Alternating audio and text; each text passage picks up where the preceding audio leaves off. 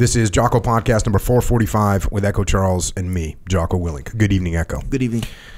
I heard a quote fairly early in my Navy career, and the gist of the quote was that SEALs succeed because of leadership or in spite of their leadership. And when I was young, it was a little hard for me to understand that because it's definitely a contradictory statement, right? That you can either succeed because of the leadership you have or you succeed in spite of the leadership that you have.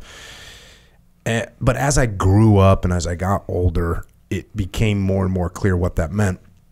And by the time I was getting towards the end of my career and I was running TRADET, which is the West Coast SEAL, which ran the training for the West Coast SEAL teams, it became very clear to me what that meant. Because you see, in the teams, we have some great leaders and we have some not so great leaders. And in the teams, we've got some great guys, we've got some not so great guys. But what I realized in TRADET was, and this is after I was in TRADET and I was now teaching and watching and observing platoon after platoon after platoon after platoon go through training. What I realized was, in a platoon, you needed like a couple good leaders. If you had a couple good leaders, then the platoon was going to be all right. The one exception to that is if you had a real arrogant loser in there, he could ruin every other good leader. If you have one, and especially if he's a senior guy, that could be a serious problem. But so you need at least a couple good leaders. One you can get away with. Two, you're going to be solid. And chances are one of those good leaders would be in a leadership position in the platoon. It could be the platoon chief. It could be the platoon commander. It could be the LPO. It could be one of the junior officers. So if you have one of those guys and they're pretty good, maybe two of them are pretty good, the platoon's going to do well. But if one of those guys wasn't maybe the best leader, or if those guys weren't around for whatever reason, which there's a bunch of reasons why they couldn't be around. One of them was in TRADET, if they were good leaders, we would kill them, like mock kill them. A good leader, we'd be like, oh, okay, you're dead. You just got shot, you're dead. And we would do that on purpose to see who was going to step up and see who was going to make things happen. And by the way, the reason we did that is because that can really happen on the battlefield. So you need to be prepared when your leadership goes down. Somebody has got to be able to step up. And that someone is going to be one of the boys, right? One of the boys, one of the E5 Mafia, one of the guys with a platoon or two or three or four platoons of experience under their belt. The kind of guys that have the humility that they don't feel like they need to step up and run and everything all the time, because then you get contradicting word going out, it becomes a problem. But guys that are humble, but at the same time, when it's time is needed, they can step up and they can run. They can basically run everything. And that's what they mean by the teams succeeding, either because of leadership or in spite of leadership. It's because of the E5 Mafia, the boys that are going to step up and make things happen regardless of what is going on. And I got one of those boys with me here tonight. His name is Ryan Bates. He's a former SEAL. He's an entrepreneur. He's a business owner. He's a security and arms expert. He's a husband. He's a dad. And he's one of the boys who got it done because he's a frogman. And he's here with us tonight to share his experiences and lessons learned. Ryan Bates, man. What's up, buddy? Thanks for coming down, man. It's freaking great to see you after, well, it's been a while. But it's awesome to see you again.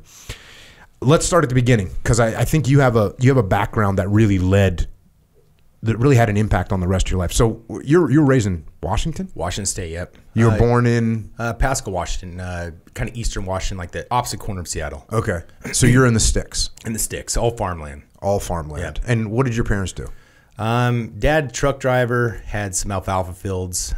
Mom just kind of worked a little bit, but mostly like 4-H, FFA. I grew up breaking horses. My grandpa was one of the top poniers of race horses on the West Coast, so I grew up with horses a lot, just old farm boy. So you were breaking horses? Yeah, yep. I used to... Like starting at what age? I was watching it my whole life. My grandpa, when you get a filly or a colt and they buy them at auction, you have to bring them in, break them, and then you got to start conditioning them for for the jockeys to take over pretty much. And my grandpa was pretty much that all the way through. So he spent a lot of time with him doing that kind of thing. And yeah, just old cowboy Bates back in the day, pretty much, you know. And were you legitimately like in the sticks? There's no city around or anything like that? No, it's gotten a little bigger now, but no, it's literally farm fields as far as you can see. So a lot of wrestling is pretty much the heat of everything. All those little small farm towns around. So a lot of that and just bucking hay. and that was your sport growing up, wrestling. Yeah. Starting at what age? Probably 5, 6 years old. So did you have brothers and sisters? Yep, 2 brothers, and we just wrestled. What number were you? First. Okay. I'm the oldest. Yeah. So you were breaking ponies and breaking my brothers. Yeah. My brothers started getting tough after a while too, and they'd team up on me like, damn it. Were they wrestling too? Yeah, we all started wrestling younger. Did your dad wrestle? Yeah, he wrestled too. So it's just you're wrestling. That's what's happening. Wrestling. Yeah, that's what you do, and that's kind of what you do in that town. Really, is wrestling. A lot of those small farm towns, they don't have the budget to have huge football fields and stuff like that, but they can get a wrestling mat. So it's pretty much it, you know. And we go 9 months out of the year from doing collegiate to freestyle, and then usually doing intensive training camps through the summertime, like Jay Robinson and Cobra Camp. Did you do J Rob? Yep. Yeah. Yeah. The smaller one, the 2-week one, but yeah, it's gnarly. Did you get the T-shirt? Yep. Yeah. Hell yeah. Yeah. Do you know what shut down? Do you know J Rob shut down? Did it really? Yep. It shut down during during COVID or just after COVID, they shut it down. Really? Which was a bummer because my kid went to J Rob. It was freaking transformational. Just a great thing. We should start another one of those. Yeah, there's another good one, Cobra Camp out of Portland. That was really good too. It was also about a 2.5 week course, but you know, they're gnarly. Yeah. Like 16 hours a day. Yeah. I mean, I always look back, even when I went to Buzz, I was like, it's not as bad as the camps, dude. You know? My kid was going through it, and Echo Charles, the whole goal of J Rob is you're trying to get this T-shirt that says I did it. Yep. Right. And if you miss a certain number of practices, if you get a certain number of demerits, blah blah blah, you don't get the shirt. And the final thing you have to do to get the shirt is do a 12-mile run. So I'm talking to my kid. I think my kid was just out of his freshman year, so he's like 14 or something like that. And I knew he hurt his ankle before he went out there, and his ankle was jacked up while he was out there. You know, every day he'd be saying, "Oh, my ankle's jacked up," and so then he's got to do this. The last day, you got to do this 12-mile run. And I said, "Hey, you know, what's the deal with your ankle on this run?" And he goes, "I'm going to go to the athletic trainer and tell him to tape it up so it can't move, and I'm doing this run." I was like, "Cool." Sure enough, he did it. Got the shirt. So you're doing that. So you obviously wrestled in high school. How'd you do wrestle in high school? Pretty good. Never went to state, but always kind of a contender in there. I started taking it less and less serious as I got into high school. I don't know. A little bit. What was distracting you? I don't know. I just I don't know. It was such a big part of our life, you know. And I started getting burnt out. My senior year, I actually was undefeated. I actually beat the guys at one state, but I skipped too much school. Kind of a bad student too. So I know it's shitty because my dad always tells stories about how good I could have been, but never really did it. You know, I found out later in life as I got more. I know. My brothers are more serious about it than I was. Did they go to state? Yeah, my brother did. Yeah. Either of them wrestle in college? No. All of us were kind of burnt out. I don't know. My dad used to put it on us hard. Yeah. I mean, we used to do these round robins where one person would be on the Schwinn bike. We'd take the belt off the dryer. One would jump rope, Schwinn bike, and then sit inside the dryer. We'd do that kind of stuff all the time, like hardcore, that kind of stuff. And then, but yeah, as high school went on. Inside the dryer? Yeah, can't get a sauna, you know. Dude. You have to take the belt off and close the door. It gets a little sauna, you know. God, that's freaking outstanding. Yeah, but yeah, I just I was good. Alternate one year, but then as I was tiny, I was like 103. Oh, really? Or sorry, 108 my freshman year, 129, 135, 141. So I starved myself so much. My 141 year, I was undefeated the whole year. One district, seeded first in regionals, and then I had too many skips and couldn't go to state. But the guys that beat one state that year, I beat twice in that year. Come on, man. I know. Well, the good lesson here is you can't push your kids too hard. Yeah. And if you push your kids really hard, they get burnt out. It doesn't matter. You know, you got to love the game, and you got to be doing it of your own accord. Yeah. Doesn't mean you can't push them a little bit. Yep. But at a certain point, if you don't give them a little bit of their own decision making, dude. Yeah, it gets hardcore. Yeah, that's terrible. And you were just not interested in school? No, I was, I don't know why. Because like after I got in the middle, when I got in the middle, I like girls, I like that kind of stuff. But I never drank or anything in high school. I just, I chased girls a lot. Did you have a car? I did have a car. What kind of car did you have? I had a 69 Land Cruiser. And then I had a truck, just a Ford truck too. So, but yeah, I had that. And you know what happened? I'm going to tell you, this is my sophomore year. I was walking back and I was kind of getting good at wrestling and I started stepping up more. This guy, like the senior guy that was the cool football player, like quarterback and everything. I had a girlfriend at the time. She's my first everything. Well, she ended up cheating on me with this guy. I'm coming back from the thing and I got my backpack on. And my dad always said, if you ever get in a fight, use your wrestling. And he said, hey, Bates, your girl was good. This guy was a big dude, probably like 200 pounds. And I just dropped my bag. Came up and he's like, pop, pop, pop, pop in the face. I took him, locked up belly to belly and took him for a ride. Landed on his face, knocked him out. And then fucked him up pretty bad. And then after that, all the girls liked me. So that's when I started shooting down after that. You were better when you were a monk. Yeah, yes. Oh, man. But yeah, that was it. And then I was so burnt out. As soon as I graduated high school, I had a 76 van, a lot like the van you're talking about. Stripped it out, put a futon in it, and just took off. I worked at Mount Hood as a lift operator. Did you ski or snowboard or something? Snowboard and ski, both of them. But you get free lift pass if you do that. And so living out of the van, then we go to Vail. So this was your plan? Like you didn't have a plan when you graduated? No plan. Zero plan. Zero plan. Just wanted to freaking take off. I always told my mom I just wanted a life full of stories. I didn't. Doing pretty good, bro. Yeah. You know what's funny is everything I'd done in my life, I've never had this long-term goal of being any of it. And like. A smart man, when I was younger, told me to take opportunity over passion, bring your passion to the opportunity, right? So all these things that came in my life was kind of just a flow. So did that for about a year, and then my mom gets on the phone. She wanted me to go to college. She wanted me to wrestle and that kind of stuff. And she's like, son, are you just going to be this weed-smoking loser your whole life? I was like, well, Mom, I was kind of thinking about it for a while. She's like, God, I'm so disappointed in you. And I was like, fuck. So God, that stings. Yeah, so I went down. I was in Vail at the time and drove down to the recruiter there in Colorado, and I was like, I want to be in the Army. Like, well, this is the Navy. I was like, I'll be in the Navy. And he's like, what do you want to do? Knew nothing about it, right? And he was a rescue swimmer. You knew you didn't have a clue. Nobody was in the military in my life. I was never around it. Did you watch any movies where you're like, that looks cool, or no? Yeah, one of my buddies said that they were going in the military, and I was like, that sounds like a good thing. And I'm like, I thought like, well, it's gonna get me into something, who knows? Right. So I drove down. They're like, we're in the Navy. He's like, what do you want to be? I was like, I haven't thought that far. What's some cool stuff? He's like, well, I was a rescue swimmer, a helicopter rescue swimmer. I'm a good swimmer. Are you a good swimmer? And I was like, yeah, I'm a great swimmer. How were you a good swimmer? I was a swim team. Oh, sorry. Damn. I was also swim Damn, team. bro. So wrestling and swim team, probably the two best sports, sports to be a team guy. So he was like, well, do you want to be a rescue swimmer? I was like, shoot, yeah. And this is before September 11th and all that stuff. And I was able to get in pretty damn quick, like pretty much. A couple months later, I left on my birthday. Come back, Mom, I'm going in the military. She's like, "Do you sign up?" I was like, "Yeah." She's like, "Oh my God!" I was like, "You told me to do something." Wait, she's mad? Yeah, she was mad. She wanted me to go to college. Okay. Like most boomers, they want you to go to college. So I showed up, and the military was good for me. I was competitive. I was always in good shape. Pretty much crushed rescue swimmer. Set a bunch of records there. Set the old course record in rescue swimmer school too, or aircrew school. And then wait, they have an obstacle course there? Yeah, in Pensacola. It's smaller. It's not like the Buzz ones. How hard is that program? Like, how many people don't make it through rescue swimmer?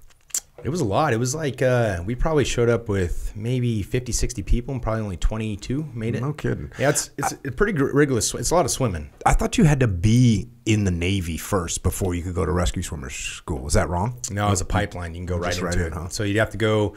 You go through boot camp, then air crew, then RSS, and then you go to your A school, and then to the fleet after that. What were you thinking, like day 3 of boot camp? I thought is fucking weak.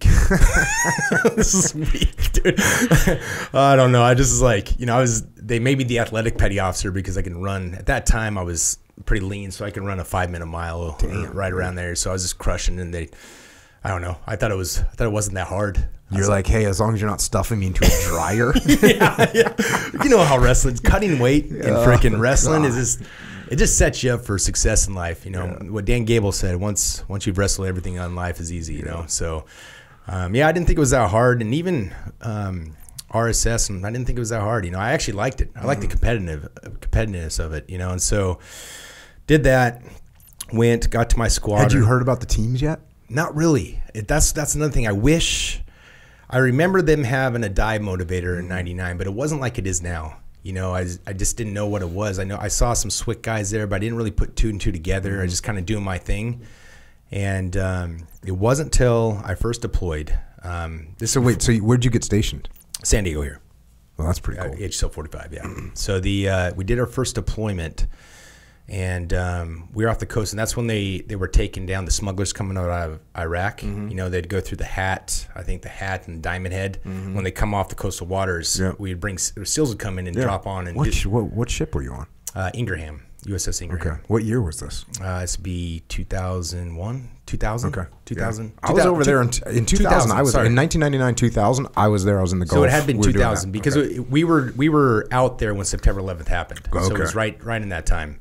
I was at the tail end of our deployment, and we were dropping off SEALs, and they were taken down. I just remember watching them on our FLIR and stuff. Like, fuck, this job is way cooler than mine, you know. And they were on the boat. The 2 guys, there was a sniper and another guy on the boat with me the whole time for like a month on the Ingram. And I was like, how do you do this? They're like, oh, just get an in test. So I did my in test in Bahrain right there, and I got my packet together, and pretty much I got back. The detailer wouldn't let me go until I had 2 deployments for some reason because they put so much time in. So I had to immediately jump on another deployment back to back, and then I went to Buds when I came back from that. What was your second deployment? Same place. Different ship? Nope, same ship. Same ship? Same ship. Same squadron. We went to the same ship, and this is right when the war was kicking off. Right when it started, I was at the tail end, and then came back and went to Buds right after that. So. And did you feel like you needed to train for Buds? Did you train for Buds? No, not really. You were just like, I'm a stud. That's what I thought. I'm not joking. I don't know why. Like, I mean, you can talk to some I don't know. Buds, I crushed it, man. Like, I was always a good swimmer. Especially once you put the fins on. Yeah, if you're on swim team, yeah, swimming's no factor. If you're a cross country runner, running's no factor. If you're a gymnast, then the freaking O course is no factor. No, yeah. Usually, if you're a wrestler, probably the O course is no factor too because you have upper body strength. But it's weird. So you had no weaknesses. None, dude. And yeah, if you talk to other guys that are in Buds with me, I just won everything, dude. I won fucking everything. And I got rolled. I got pneumonia in Hell Week, and I got rolled for it. But so I did do a couple first phases. But I crushed everything. And I don't know. Buds. People don't understand. They're like, just get through Buds is good. But Buds sets your reputation from day one. You know. So some people try to be the gray man. I was like, fuck that. Win everything. Win everything. You know. Plus, it's easier if you win everything. Yeah. It is. If you're not winning everything, or if you're losing things, it's going to be a lot harder for you. Yep, 100%. I mean, I guess you could. If you're in the middle of the pack, you won't get noticed very much, and maybe that's an attitude to have. I mean, I tried to win. I couldn't win anything. I was freaking slow swimmer, slow runner. So I was pretty much not good at stuff. Except the log PTs. Just picked the log up by himself. I was good at not stopping. Like, I was good at not giving up. You know? Yeah. I was good at, like, in Hell Week, that was like so fun for me because I was like, oh wait, there's no, like, I just have to keep going. Cool, I can keep going let's go all week. I'll keep going. But no factor, huh? No, I just I crushed it pretty good. I set the O course record at the time. I think 4:44, which is I think it was 4:58 before then. The O course is different now. It's different now, huh? Well, they have a big net underneath the slide for life. What? Yeah. Fucking pussy shit. What are you talking about? Yeah, really? So there's a big net. So I saw it and I was like, yeah, it's a big net. It's basically a big net. So if you fall, you're going to hit a big net. And that's it. Yeah, that's it. And they have a low rope. So they have like one rope from the third story and one rope from the first story. So you could just pull yourself across, which I guess apparently is hard too because you don't have the downward gravity. The top one's the fast one, yeah. But there's a net there. So there's that. And then you remember the little logs that you would stumps that you had to jump across. Yeah. Those are now not there. It's like it's like tires you step through, so you don't. Like, so you don't hurt your ankle. Bite ass like with those things. Oh, do it wet and sandy. Oh yeah, that's fun. I think when I got to run when you were an Admiral's aide for a little bit. Yep. And everybody knew I broke the record or something like that, and I had to run it for you. Oh, really? Yeah, that's the first time I ever met you. You don't remember that, but yeah, that's when I first met you. That was you, huh? Yeah, you were. I had to run the O course for you guys to show the Admiral what studs we had. What studs we have. Yeah. That's freaking epic. Yeah, it's good, man. But I remember I was like, damn, that guy's big, dude. Like, fuck, look like the Admiral's aide, freaking security. I got that a lot. So then what? You going to SQT? SQT, and then crushed out. I was with guys like Micah Fink, Van Wilson. Oh, really? Micah was in your class? Yeah, Micah was in my class. Yeah, he was funny. He was a tough guy, right? Yeah. And at that time, I was rolling a bunch. I always rolled as soon as I got into that, and like. Oh yeah. So what year did you start rolling? I started rolling in 1990. I mean, I wrestled up there, but as soon as I got to San Diego, I immediately met Steve Bruno. He fought in UFC a couple times, but he's a rescue swimmer with me. Mm-hmm. He was getting ready for a pro fight, and he was more a stand-up guy. And he's like, "Oh, I heard you're a good wrestler, Ryan. I need somebody to train with." Mm-hmm. So I went into the Lion's Den, and it was Tony Galindo, Vernon White, a bunch of other guys, and hell yeah. And they're like, "Oh, you heard you're a good wrestler. All right." They just made me do takedown after takedown after takedown, and like freaking all these different guys rotating down me, just wrestling. He's like, okay, yeah, you could train with him. So for 6 months, I just kind of helped Steve get ready for his fight, and that was my first introduction to jiu-jitsu. Yeah. I loved it. I was hooked. Yeah. The Lion's Den back then, first of all, they were like one of the premier schools at the time, but they also had an old school mentality where you were going to get basically abused when you showed up there if you were like a new guy. Yep. And we would train with those guys occasionally, but we would more compete against them. I know Dean did a couple competitions, and I know at least a couple competitions he went against Vernon White a couple times, or at least one time that I remember. But those guys had they were great. You know, they had a great thing going. Yep. You know, at the time, Ken Shamrock, he was probably a little bit done with his fighting career at that time. WWF like at that time. Yeah, but, you know, I mean, Ken Shamrock freaking was one of the premier guys back in the day. And, yeah, so you rolled into the Lion's Den. Yeah, probably like as a new guy coming in, you know, that's probably not the one you want to start with. Yeah. But I got thrown into the fire quick. I liked it, you know, like I did a couple jiu-jitsu tournaments not too long after that, and I just, you know, went in advance, and I ended up doing pretty good just by for my wrestling, you know. Yeah. Once you learn to avoid a couple submissions and you just get takedowns and not get submitted, there you go. You just won 2-0 or 4-0 or whatever. Yeah. Just takedown, quick takedown, and then hold them off for a little bit, you know, so it was good. But yeah, they right into there, and then I kept rolling there. Actually, after they kind of closed down, I went on deployment, they kind of closed down, then the next one was City Boxing with Dean Lister, and I got Chris Ruiz. Do you know who he is? Yeah, that's when I got. Man. I talked Chris into starting jiu-jitsu. You talked him into starting jiu-jitsu? Yeah. He, bro. I mean, like, do you know? I trained with Chris so much over the years until he moved. Like, he was freaking. He's a badass. Yeah, he's a ship guy, but he was. He always worked out a lot. He was really flexible. Yeah. And we were sitting at our apartment in downtown, and he was partying and stuff like that. And I was like, dude, you should do jiu-jitsu with me, man. He's like, what? Come, it's right up here at City Boxing, man. You'd be good at it. Yeah. Now, fast forward, look at him now. Yeah. His nickname was Soapfish. Yeah. Morongo gave him that nickname. He says, holding on to you is like it's like fish covered in soap. So his nickname was Soapfish. Yeah. Chris Ruiz. What, were you on the ship with him? Yeah, he was on the Ingraham. Well, he was on my buddy's ship. Okay. But then he made friends with him, and he came back, and he was hanging out with rescue swimmers and stuff, and he was a cool dude, you know. And I got him into rock climbing too. He started doing that. He got really good at that. And then I talked him into jiu-jitsu, and freaking obviously that caught on. So this is what, 99? This would be like 2000, 2001. Oh yeah. I mean, then I was in city. That's where I was training at the time too, like all the time. But I was mostly training in the daytime because I was going to college at this time. So Dean and I were training like at lunchtime we'd train for 2, or in the morning we'd train for 2-3 hours or at lunchtime. So that was my schedule at that time. Yeah. But we were training all the time. I was training like 2 to 4 hours a day. 2 to 4, yeah. For those years from like 2000 to 2003. Yeah, because remember then Brandon Vera came in there. For a while Yep. too. I trained with Brandon all the time too. Yeah. He was a freaking animal. Yeah, he was. I would come in at night. He was mostly there at night. It was Brandon Vera and stuff. But yeah, he was an animal, dude. Oh yeah. He's a good mentality. So fun to train with. Yeah. We would do drills where we just like lift each other up, like body lock and lift. Yeah. And just like switch hands, body lock, lift, switch hands, body lock and lift. Like he had all kinds of crazy stuff because he trained at the Olympic Training Center for a while. Yeah. He's a freaking animal. He's an animal. And a great dude. Oh, dude, he's the nicest guy, dude. Oh, yeah. Yeah, super nice guy. Always happy. You know, it's good. Dude, sick. Yeah. So you're doing all that and you're getting ready for Buds. One thing I kind of tell people talk about like, oh, you know, I train jiu-jitsu and they're going to Buds. And I tell them like, listen, 6 months out from Buds, stop doing that. But you didn't care. I didn't care. That's what I did for my training pretty much. I was like, who likes running? I don't like fucking running, dude. You know, I need to run every day. I'm like, dude, I'm not running, man. I'm a good runner, but I don't like it. Yeah. Does anybody like running? No. there are some people that like running that much. Yeah. So you're doing all that, and then you get through Buds, you go to SQT. SQT is all good. Did you want to be West Coast to the West Coast teams? I didn't care. Mm-hmm.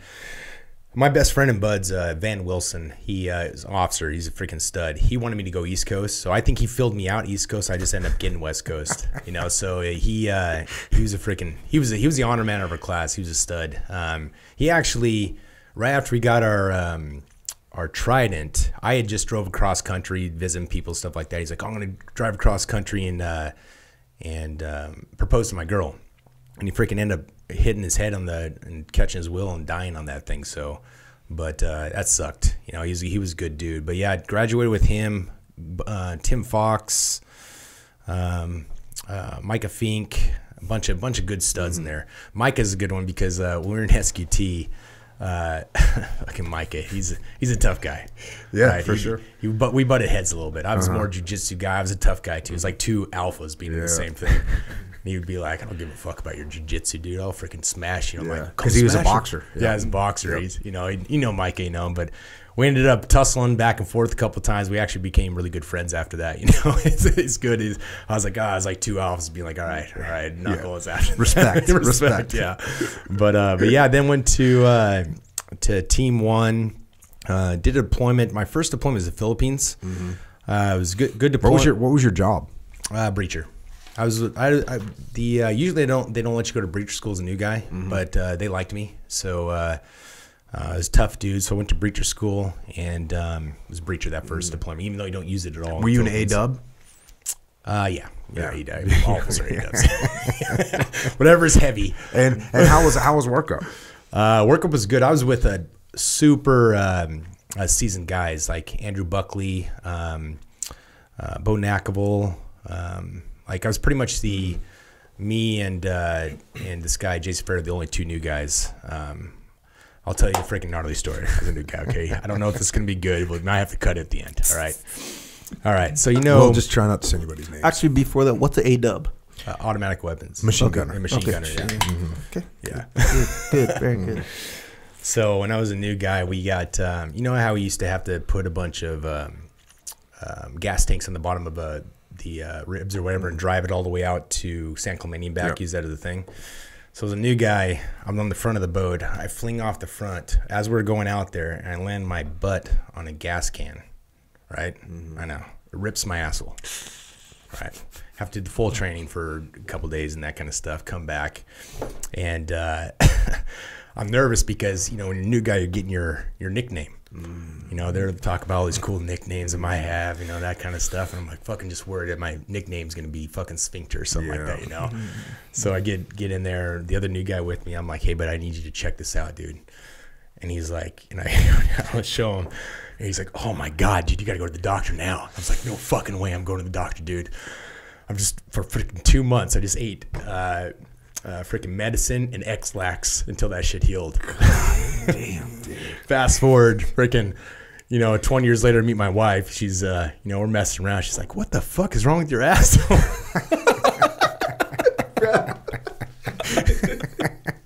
So anyways, yeah, that was my new guy experience. Nobody found out. My nickname was not that. It was ended up being Whiskey Steamroller, which is way better. That could have ruined my whole life after that, you know? And how'd you get treated as a new guy? Because you had a little bit of experience from the fleet. You were like, physically had good physical prowess and shit like that. Yeah, at that time, you remember jiu-jitsu was kind of just really starting to get into the teams, and people were watching it more and more. And at this time, I was pretty damn good, at least better than the average person. And got hazed a little bit, took it, and then kind of in their rock and roll privateer. Later found out that I was good at jiu-jitsu. And it's like, you think you could tap out the platoon? And I was like, yeah, if you one at a time, yeah, let's do it. So I think we had the jiu-jitsu gym at that time, like Team 5. Remember, it was like the little kind of training area. And for a couple hours, they just kind of rotated out. And I ended up spending most of them. And then after that, I never got hazed anymore, That's key. Any of you Buds guys going out there, make sure you're a good fighter before you go to Buds, At least have that in your arsenal, It really is like, a SEAL platoon is sort of, it's a gang, right? It's a gang, and that stuff definitely is for real. Like that pecking order, and yeah, if you can fight, that's what our job is, to be able to fight. So if you're good at it, people are going to be thankful that you're a good fighter, and you can actually train the other guys. And I was the same way, because I was into jiu-jitsu real early, and so it's the same thing. That's kind of blown out of proportion kind of story of like Jocko submitted his whole platoon. It's like, dude, I knew jiu-jitsu and they didn't. That's all it is. Same thing with you. It's not like you're a better human being, but if you know jiu-jitsu and other people don't know it, bro, they're screwed. Like it ain't gonna work out good for them. Well, we're like a pride of lions. Yeah. We're all kind of biting each other and that kind of stuff, and you're the better biter, dude. Everybody's like, all right, let's go back. No, it's a warrior mentality. Yeah. You got to have that warrior thing. So you shouldn't be just a good gunfighter, be all around good fighter, Yeah, and at the same time, like if you're a person that's like a bully, they will gang up on you and they will take you down and you will pay the man. So it's just like the chimpanzee thing, right? Like even the strongest in the tribe of, they call the tribe of chimpanzees? I don't know what they're called. I don't know. In a pack of chimpanzees, whatever. If one is like super dominant, strong, and can kick the other one's asses, but he's an asshole, 2 or 3 of them will gang up and take him down. Yep. And kill him so that the other ones, so then they'll have someone that's a better leader, basically. Yeah. So it's the same thing in the platoon. Like if you're just an asshole and you can kick people's asses and you walk around, like you'll get taken down off that pedestal. There's more of them than you. Yeah. Yeah. They'll use gang fu. Gang fu. So this is now what, 2006? You're going on your first deployment? Yeah, 2005, I think. 2005, somewhere in there. Yeah. And you go overseas to the Philippines. The war is going on. How did you feel about that? I wanted to be there. Yeah. It sucked because, when we first got in our different task units or whatever, a lot of our new guys got pushed to another platoon, which was going to Iraq. But all my older guys liked me. This guy squared away. Let's keep it. I'm like, no, don't keep me.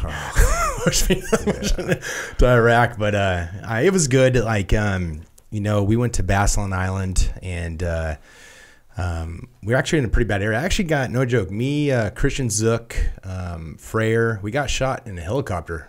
We were coming out of Isabella and we were loitering in MBLT-6 and we were in an Evergreen with Dynacore or something like that. And we were told them like, hey, it's kind of a bad area. And right then we got lit up. Freaking rounds coming all through the thing. And I was like, shit, this is the most action I'm going to get on this whole deployment. Then we had to do a little emergency landing. I think one of the SF guys with us got some frag in his leg. Probably got a Purple Heart. Who knows? Stitched up.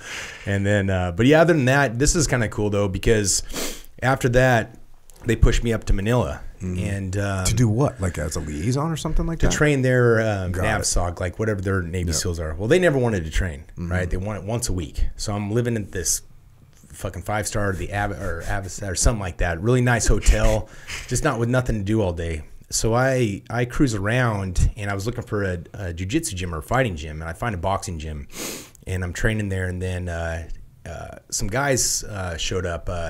Alvin Aguilar, he's Tawagama in the Philippines, so we're really close now. He started showing up, and they had a fighting syndicate there called URCC, and he was getting a guy, Marco, ready for a fight, and he's a bigger dude. And I was just kind of training the boxing gym, and I see they're doing MMA and stuff. I was like, hey, if you guys need a training partner, like, can I come in? And they're like, fucking white boy, and like not saying anything, and like. And then later on, they kept coming back, and I kept asking, and they're like, come in. And so I sparred with this guy and just tuned him up. You know, like my boxing's okay, but I'm a good clinch fighter. You know, I can do well. And after that, we freaking bonded. I started going to Sukkot, where they lived every day, and for like 3.5 months, I just trained. I won the Filipino Nationals. In what, jiu-jitsu? Yeah. Yeah. Only white boy in it, right?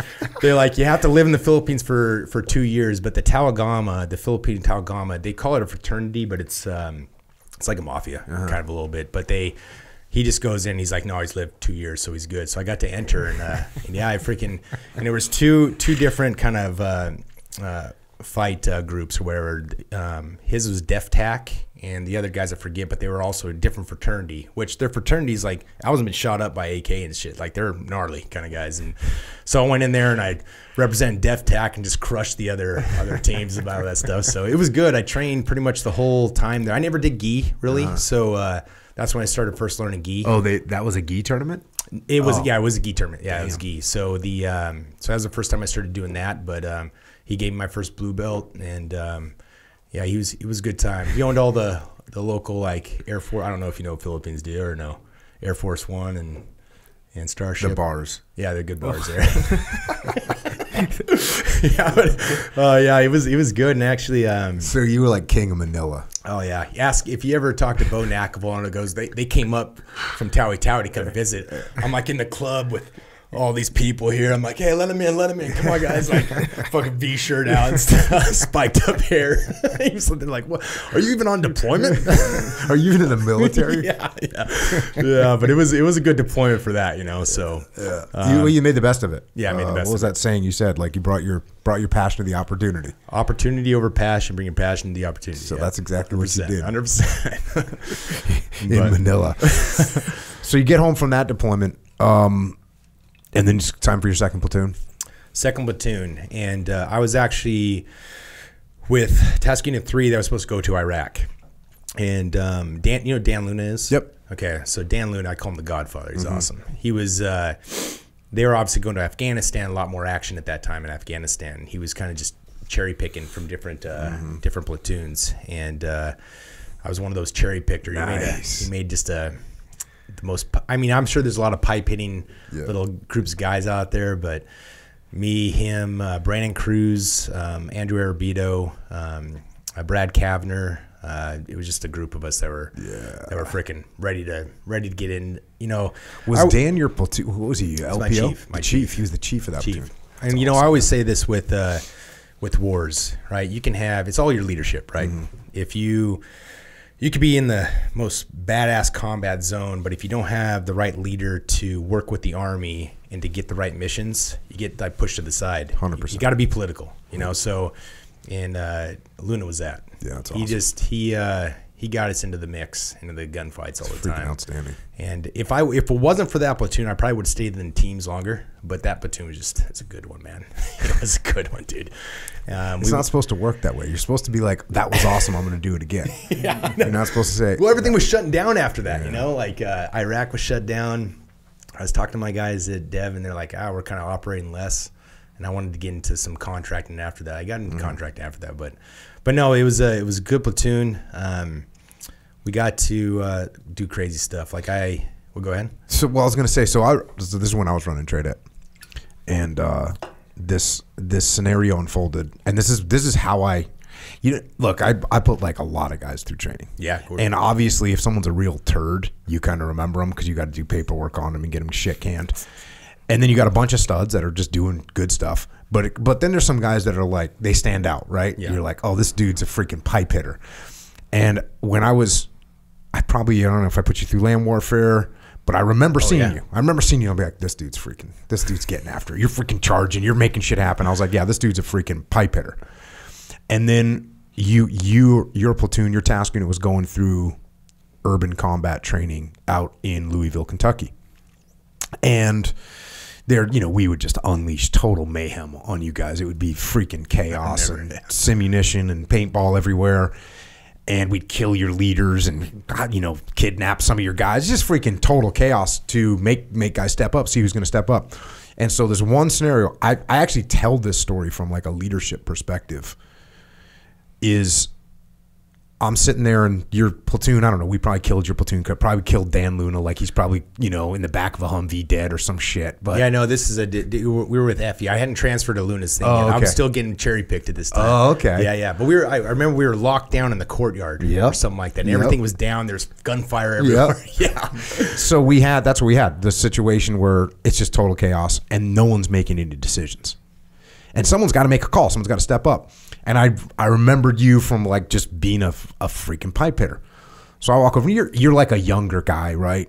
To me, I mean, I was probably like 38 or something like at that time. You're a younger dude. But I walk over and you're like looking at me. You're like crouched down behind this wall. And I was like, hey, bro, what do you think you guys should be doing right now? And you're like, you look around. You're like, we should get in that fucking building right now. And I was like, fucking make it happen.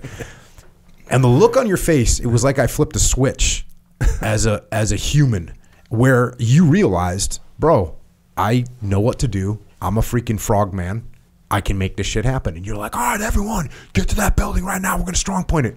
And sure enough, everyone did it. Yeah. And I was like, hell yeah. That's what I'm talking. That was one of those moments in my learning voyage where I was like, yeah, dude, if someone can step up as a leader, doesn't matter who they are in the platoon. And I knew this from when I was a young guy. That's the shit I was doing when I was a young guy.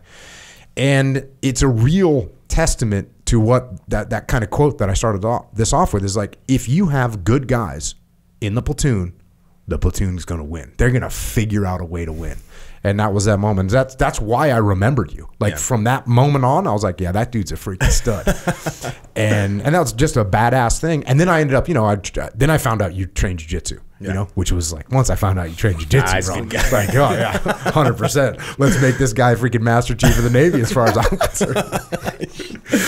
But yeah, that's what you need. And platoons have that. And like I said, the only time a platoon really fails, occasionally it's because they just don't have one person like that. Occasionally that happens. It doesn't happen very often.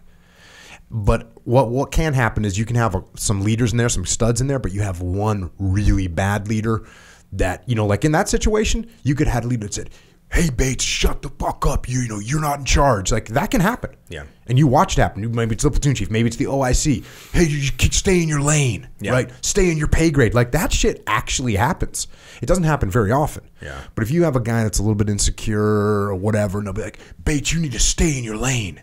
And it bothers them. Yep. And that's when you have actual platoon failures where we have to recycle them, or maybe we got to shit can the platoon chief. But it happens because usually a platoon chief or an OIC is like, dude, they're freaking stoked that they got a stud like Bates is out there making shit happen, and they're like, cool, hey, good job, thank you, you know, which is how it should be. Yep. Because that's what we want. You want decentralized command. You want people to step up and lead. So that left a huge impression on me, you know. And there was always a guy in the task unit like that. There was always like a Ryan Bates in there. You know, JP Donnell was like that when he was in my task unit. JP was that guy. I was like, oh, and there's a few of them, but JP, I'd be like, hey, JP, and he'd be like, freaking ready to go, you know, like ready to slay and make shit happen. He could do it. Yeah. And there's always, you know, usually there's 2-3 guys, 2-3 pipe hitting E4s, E5s, E6s that they're going to make shit happen. They're going to win. Yep. They're going to find a way to win. And that's what makes it awesome. Yeah. Also too, like I always think like for leadership, people that get too micromanaged, right? And they kill the vibe of the guy that's trying to do it, right? I always think, and I was, you know, Dan Luna taught me this. He's like, let your boys work. Mm-hmm. You know, if maybe they don't get from A to B the way you want them to, but they get from A to B and they make it happen, let your boys work. Let them work. If you start taking away the power, they're not going to freaking work, you know? So, yeah, there's leaders out there that don't let you do that, micromanage you too much. They want it their way, anal, but no, let your guys get after it, you know? Because we're a bunch of alphas, right? We're a bunch of alphas. We all want to get it, you know? So like if you let us think about it, we're all pretty smart, you know? Let us get to work, let them work, you know? And then that empowers the platoon, and then they just fucking take off like our whole, or just wrecking crew, you know? And that's the unstoppable shit. That's a freaking great SEAL platoon. Yep. That's what it boils down to.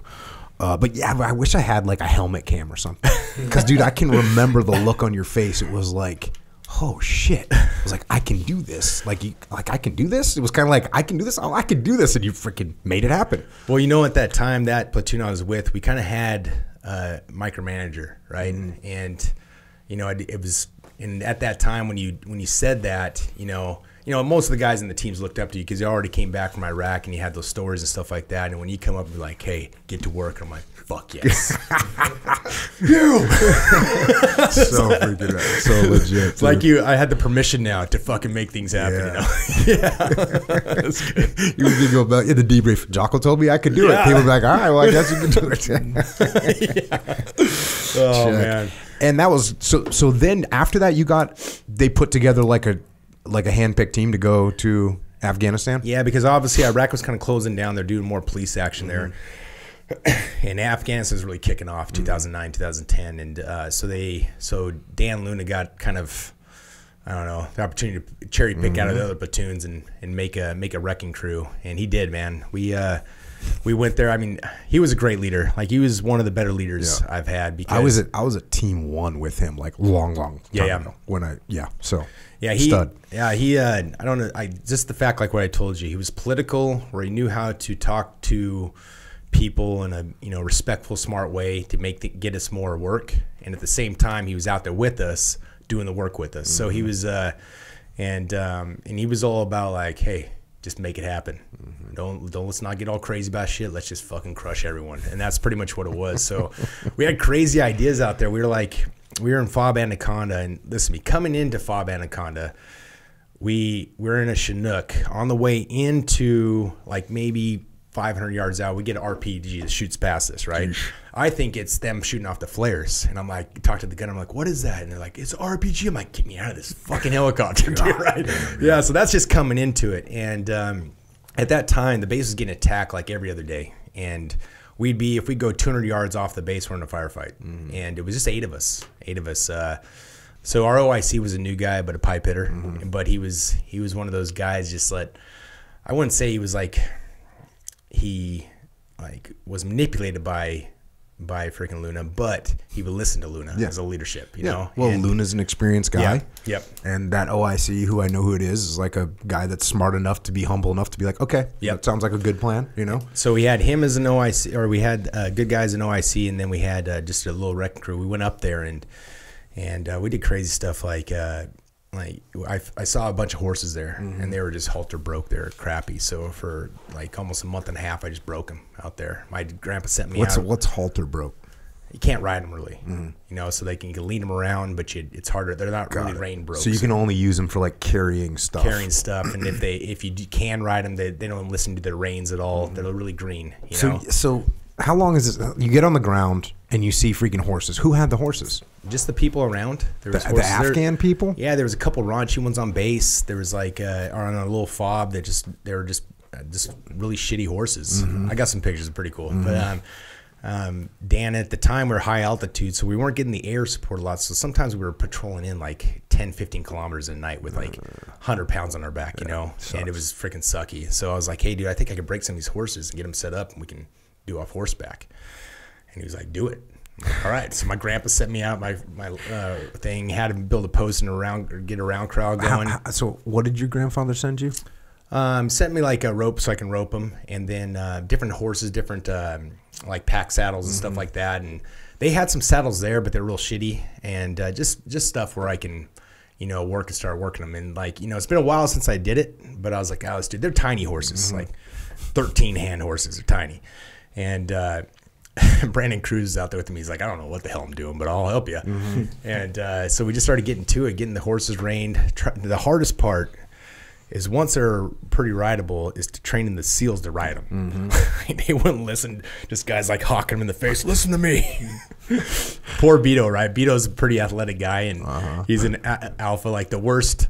I gave him the worst horse. I was like, joking around. I was like, hey, get on this horse. The freaking horse takes off. Just sprint around, tries to clip him on a Connex box, almost takes him off, runs straight into the freaking wall. Beto has to do a split over the top and land in the dirt, almost kills him, right? Seriously, almost kills him.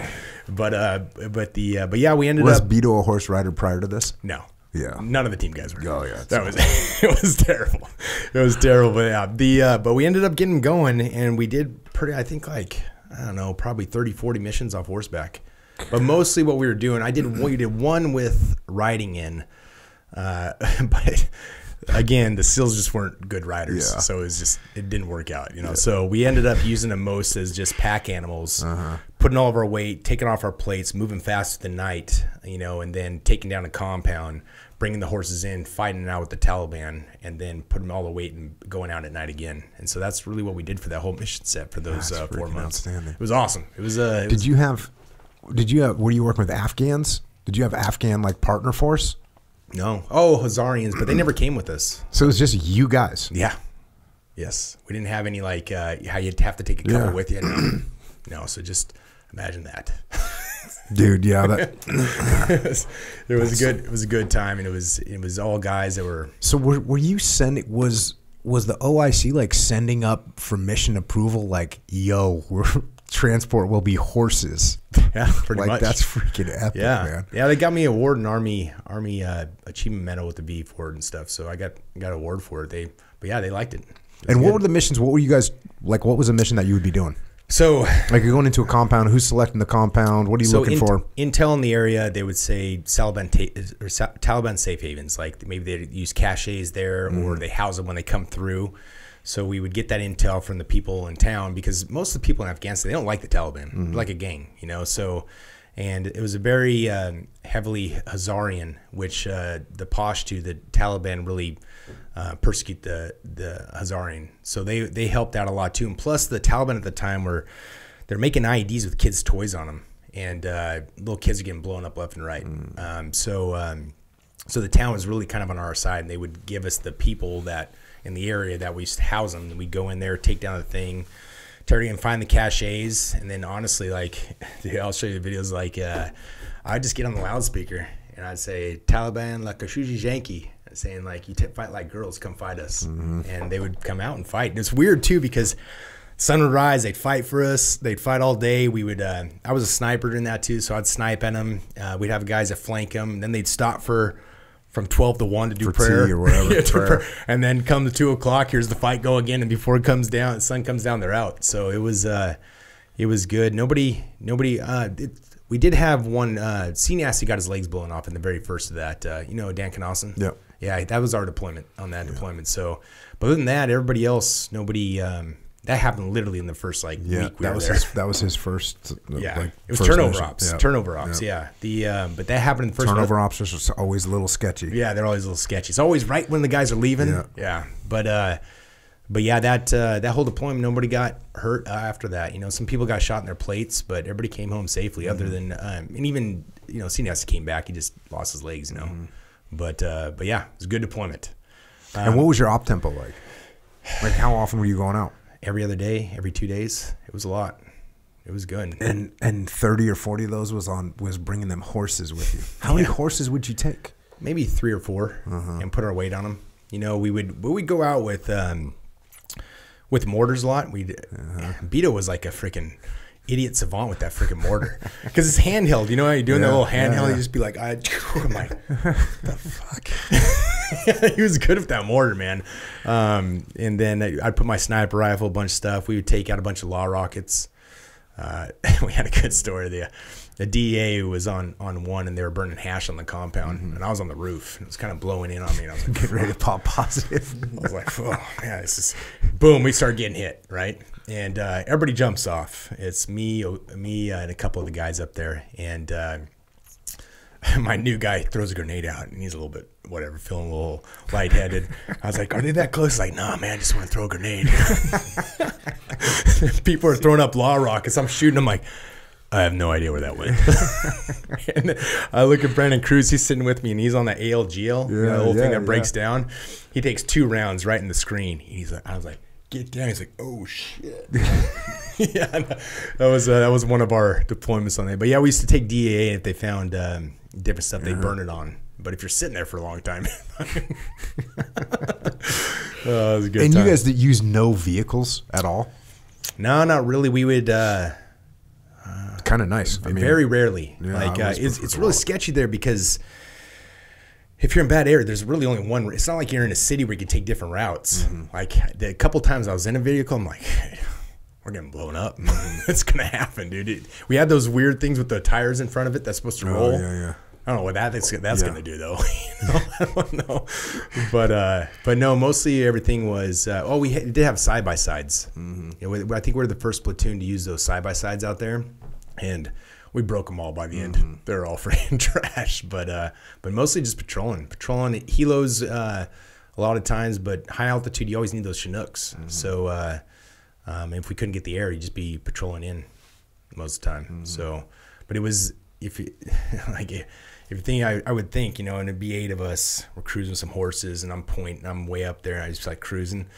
You had those AC 130s overhead. I felt like a lion pride just cruising through like the valleys, ready to get after it. It was a good deployment, man.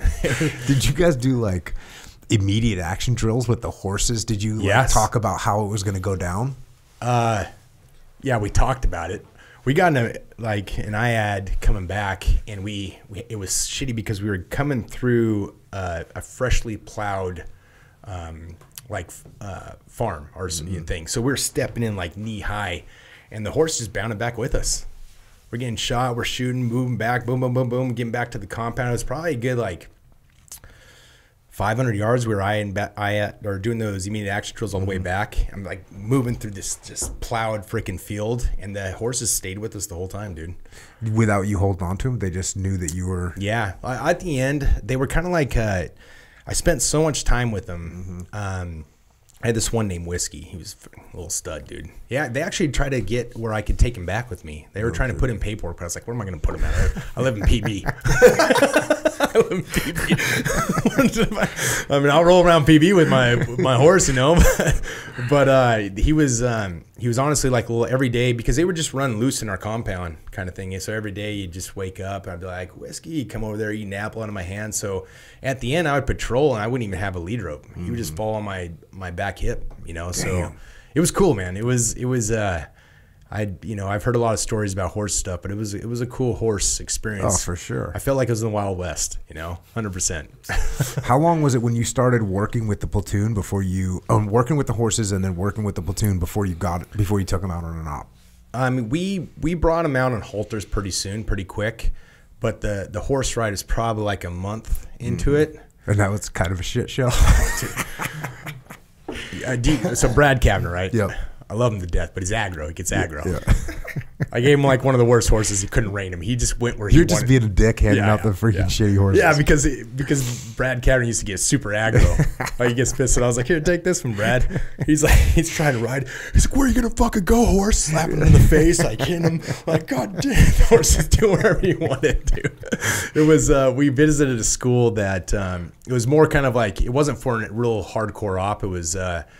In the area, this Azarian school got burnt down. A bunch of the teachers killed because the Taliban was in the area. They didn't want any kind of schools going on. And at the end, we pushed all the Taliban out, that they were able to start their school again. So it was us. We rode in to meet them, is what we did. So we all came in on horseback. Dude, Beto came in with just a loincloth and a freaking chest rig. Painted his face half black with a mohawk, right? The kids are just like, what the hell is this, dude? No joke. Boots with a loincloth. That's it, So we rolled in like that and visited the kids, like let them thank us, and then we would cruise back to the thing. But it was a good, probably 5 mile ride, So yeah, dude. There's pictures of Beto in that getup. Like, that shit never would have flown if I was there. Not in a million years. I love Beto. I think it's freaking awesome. I'm so glad he did it. But it shit wouldn't have happened on my watch, bro. No. 0% chance. That wasn't on an op that we were actually freaking operating on, though. So the kids probably thought they didn't know what to think. Oh, dude. Yeah. Dude, those pictures of Beto like that, dude, they're the most epic freaking pictures. And I'm like, yeah, I love those pictures so much. And there's just I'm being honest, there was a 0% chance this motherfucker would have been doing that shit if I was there, like 0. And he probably would have. He would have known that. Like anyone who's around me, they know shit ain't flying with Jocko. Yeah, but we kind of had like free reign at that time, so we were just being cowboys and stuff.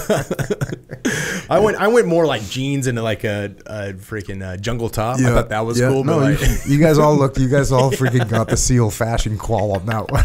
It looked like the Backstreet Boys were freaking from Afghanistan. It's so funny. Like, that's the kind of shit, I was always like, hey, look, we got to be professional and all this shit. Yeah. Like, that's I mean, I stopped my guys from wearing patches, you know what I mean? And they Yeah. had to do it behind my back. But, yeah. But you were also close to the flagpole too. You had to be like that, right? Well, yeah, in Ramada, you definitely, we were, yes, 100%. Yeah, yeah. We were, but even my previous deployment, like we were in Baghdad, but my guys weren't going to see anyone from the senior leadership. But I was still like, hey, dude, you gotta be professional. That was just, you know. That's how you get the more ops, you know? That's how you get the more ops. Yeah, it is how you get the 100%. more ops. And look, you guys were freaking in the middle of nowhere, you know, and Horseback. yeah, freaking horseback, like some shit. And you can kind of, I guess, you know, I can imagine if those pictures would have made it up to the leadership, they'd have been like, What? well, listen, you know, we were out there. We you know, it's important to blend in with the local population. So, who, the Comanches?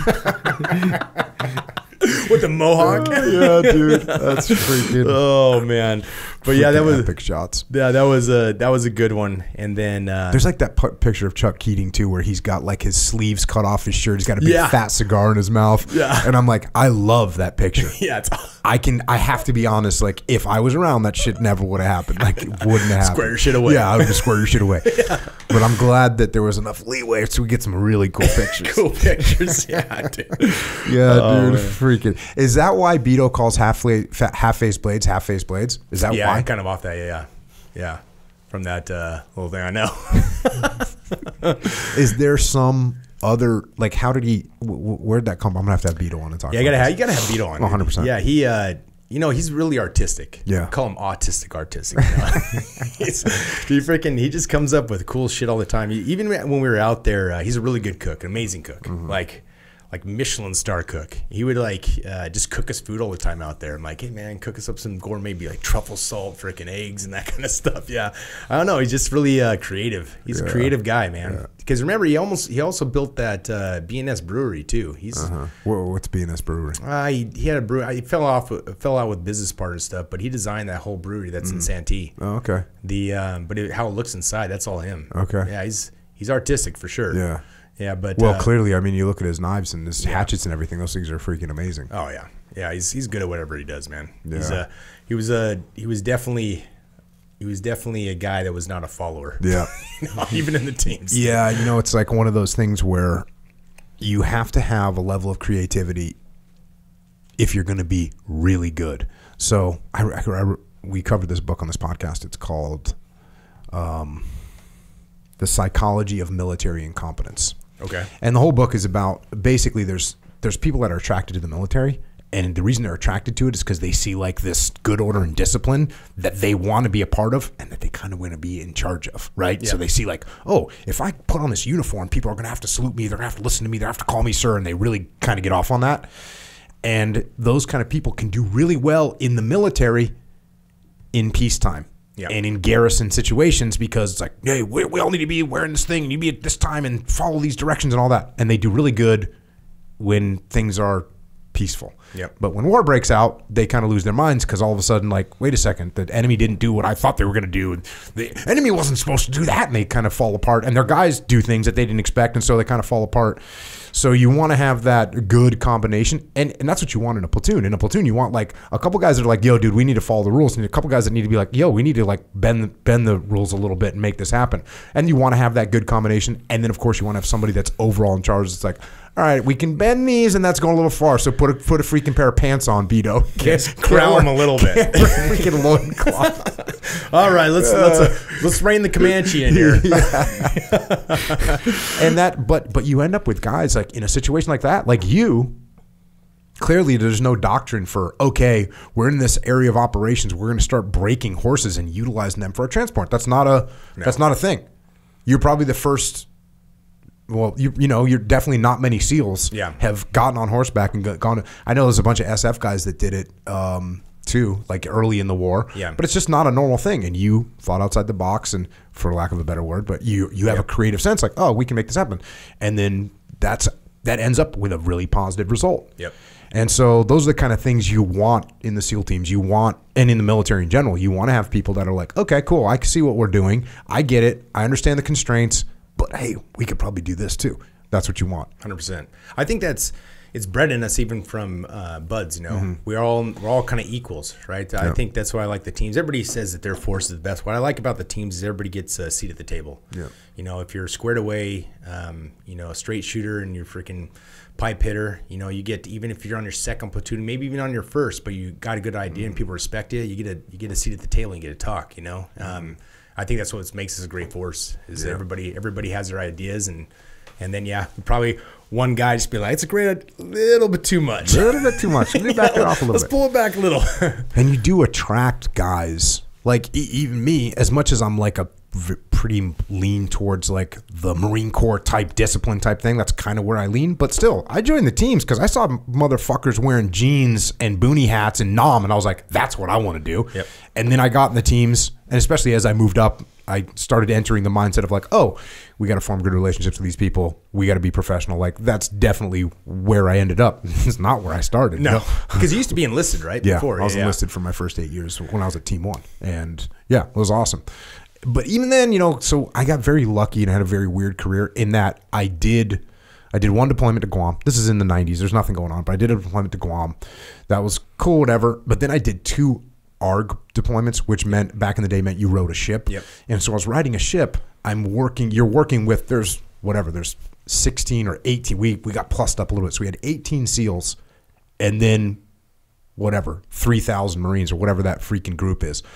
So we're a really small part and we're working with the Marines all the time. And so I got very integrated, and I was a comms guy. Yeah. So I got very integrated with the Marine Corps and how they operated and what it was like going to their briefs, going with my OIC who was taking me to these briefs so I could come up with a comms plan. But now I'm sitting there like in a big brief with the Marines, with a colonel or lieutenant colonels from the battalion. And I'm like, oh, so I got introduced to conventional forces and even just the big Navy.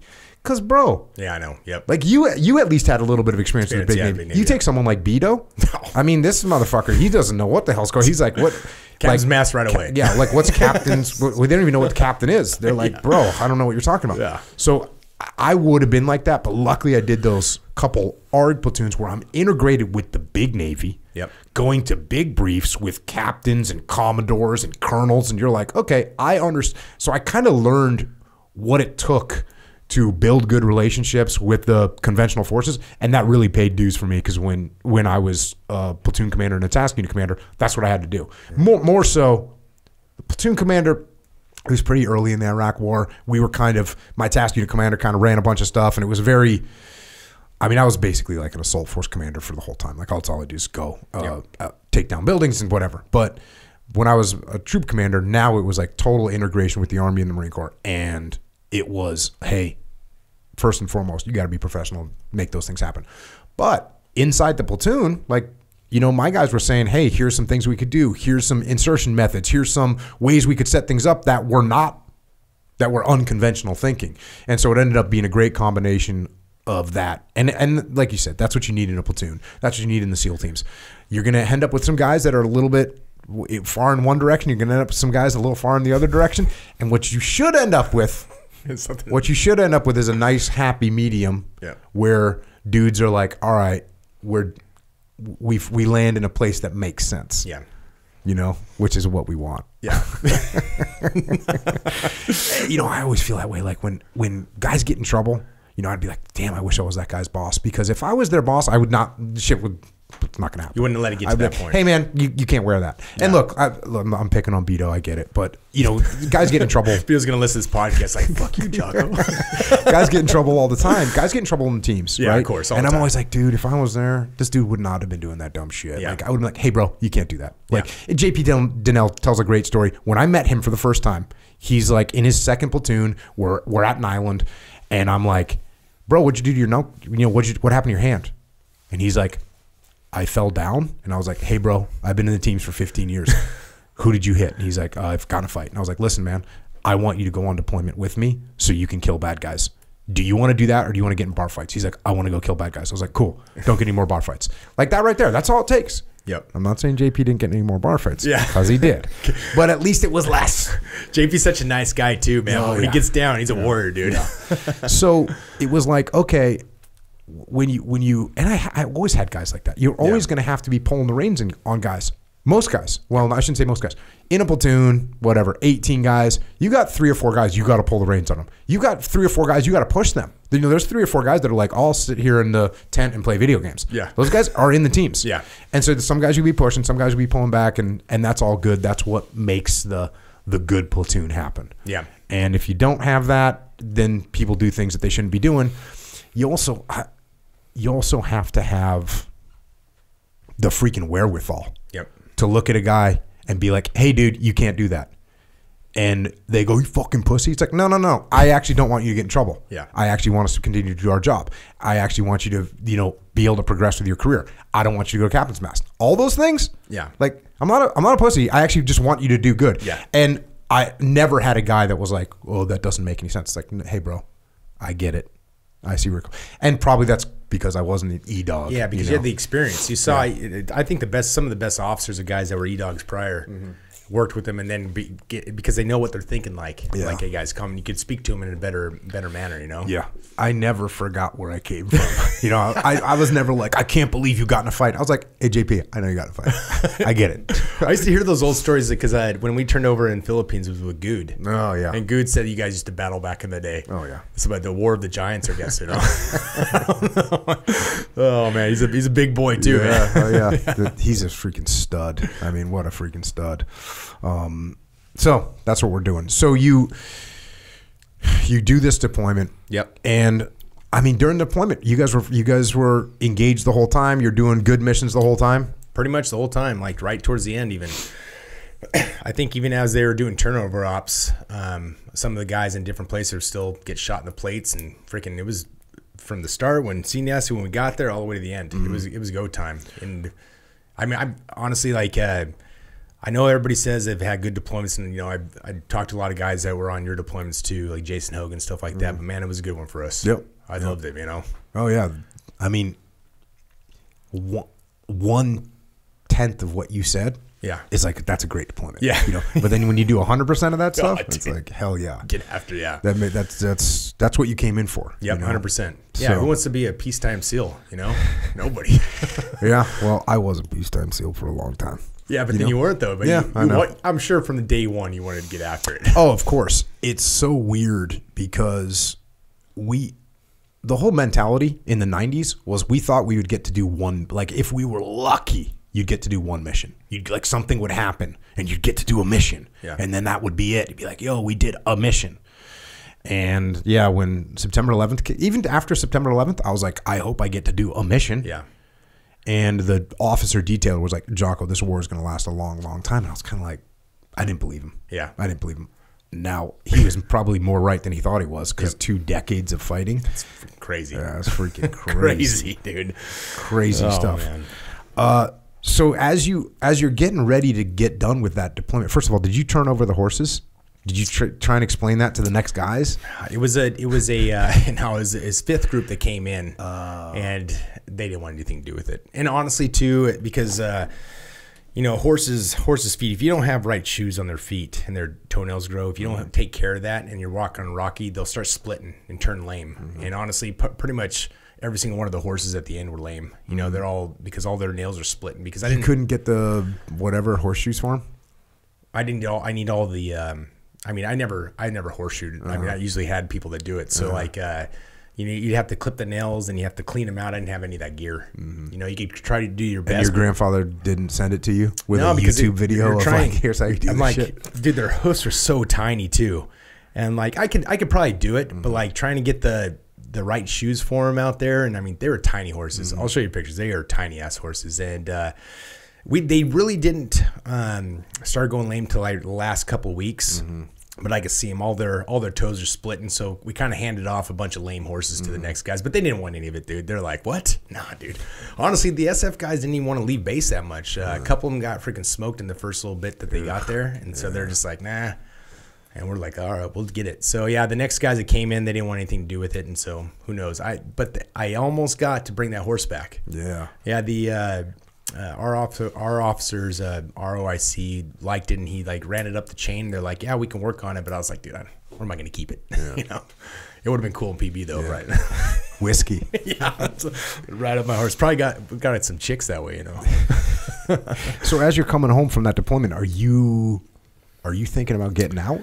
So that's kind of where it is, right? Screen, like me, screen or get out is what I kind of thought at the time. Remember, I never had this huge life kind of dream to be a SEAL or do anything. I really just wanted adventures and do stuff. And so like You had some.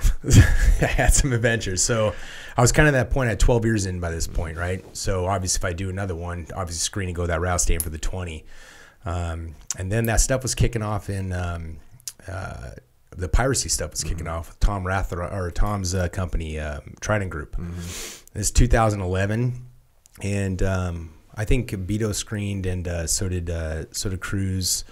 And I was like, guys, I'm getting out, man. I'm gonna go. And you know, they all talk to you a couple times. All leadership be like, hey, man, listen to me. You got a lot of experience. Let's give it back to the thing. You know, I think I came and did the jiu-jitsu for you for a little bit, and I was just like, you know, I understand, but I just want to do other stuff. You know, I want to do cool stuff. So get out, and me, Lee, while I'm on terminal leave, go do my first.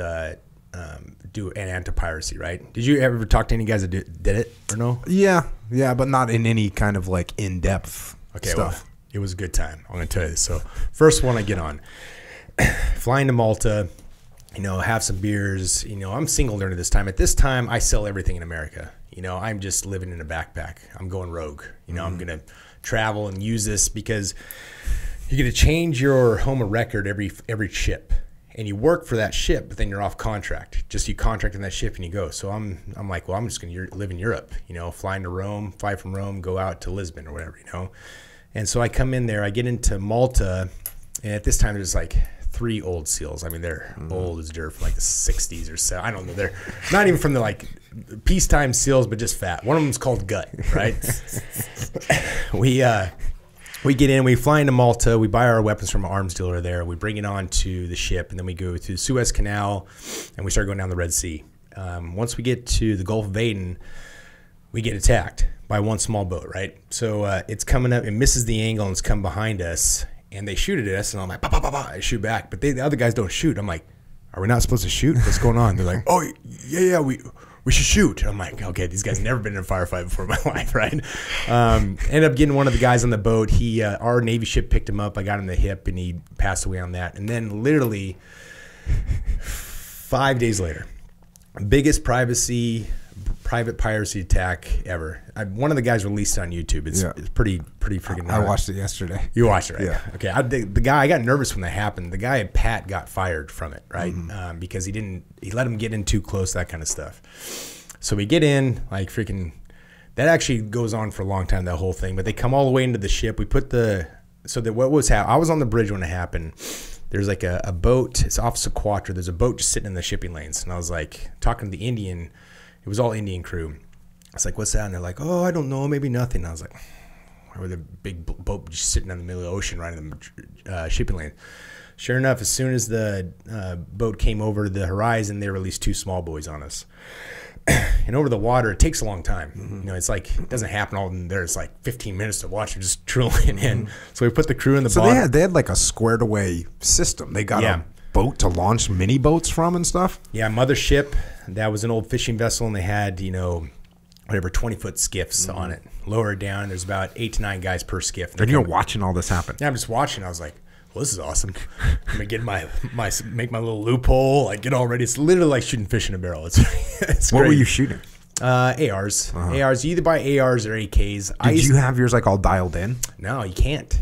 You buy them from arms dealer to get on the ship, and you can't really sight them in. Yeah. But really, it doesn't really matter on the water anyways. Yeah. If you look at it, we miss a lot, but you got to walk the rounds in because it's hard to tell the distances. You know, 100 yards looks at like 50 yards on there, you know. So they come in, we put the guys in the Citadel. One guy stays Citadel? Like at the bottom of the ship where they can't get shot. So there's like 20 crew. You put all of them on the bottom of the ship. Okay. Got it. And who's driving the ship? the captain stays up. So he stays up. Okay. Yeah. Some of them, sometimes they don't. It's just us trying to figure out how to drive the boat, which is not good. It's such a Wild West. It's crazy, you know. So they go down, they come in.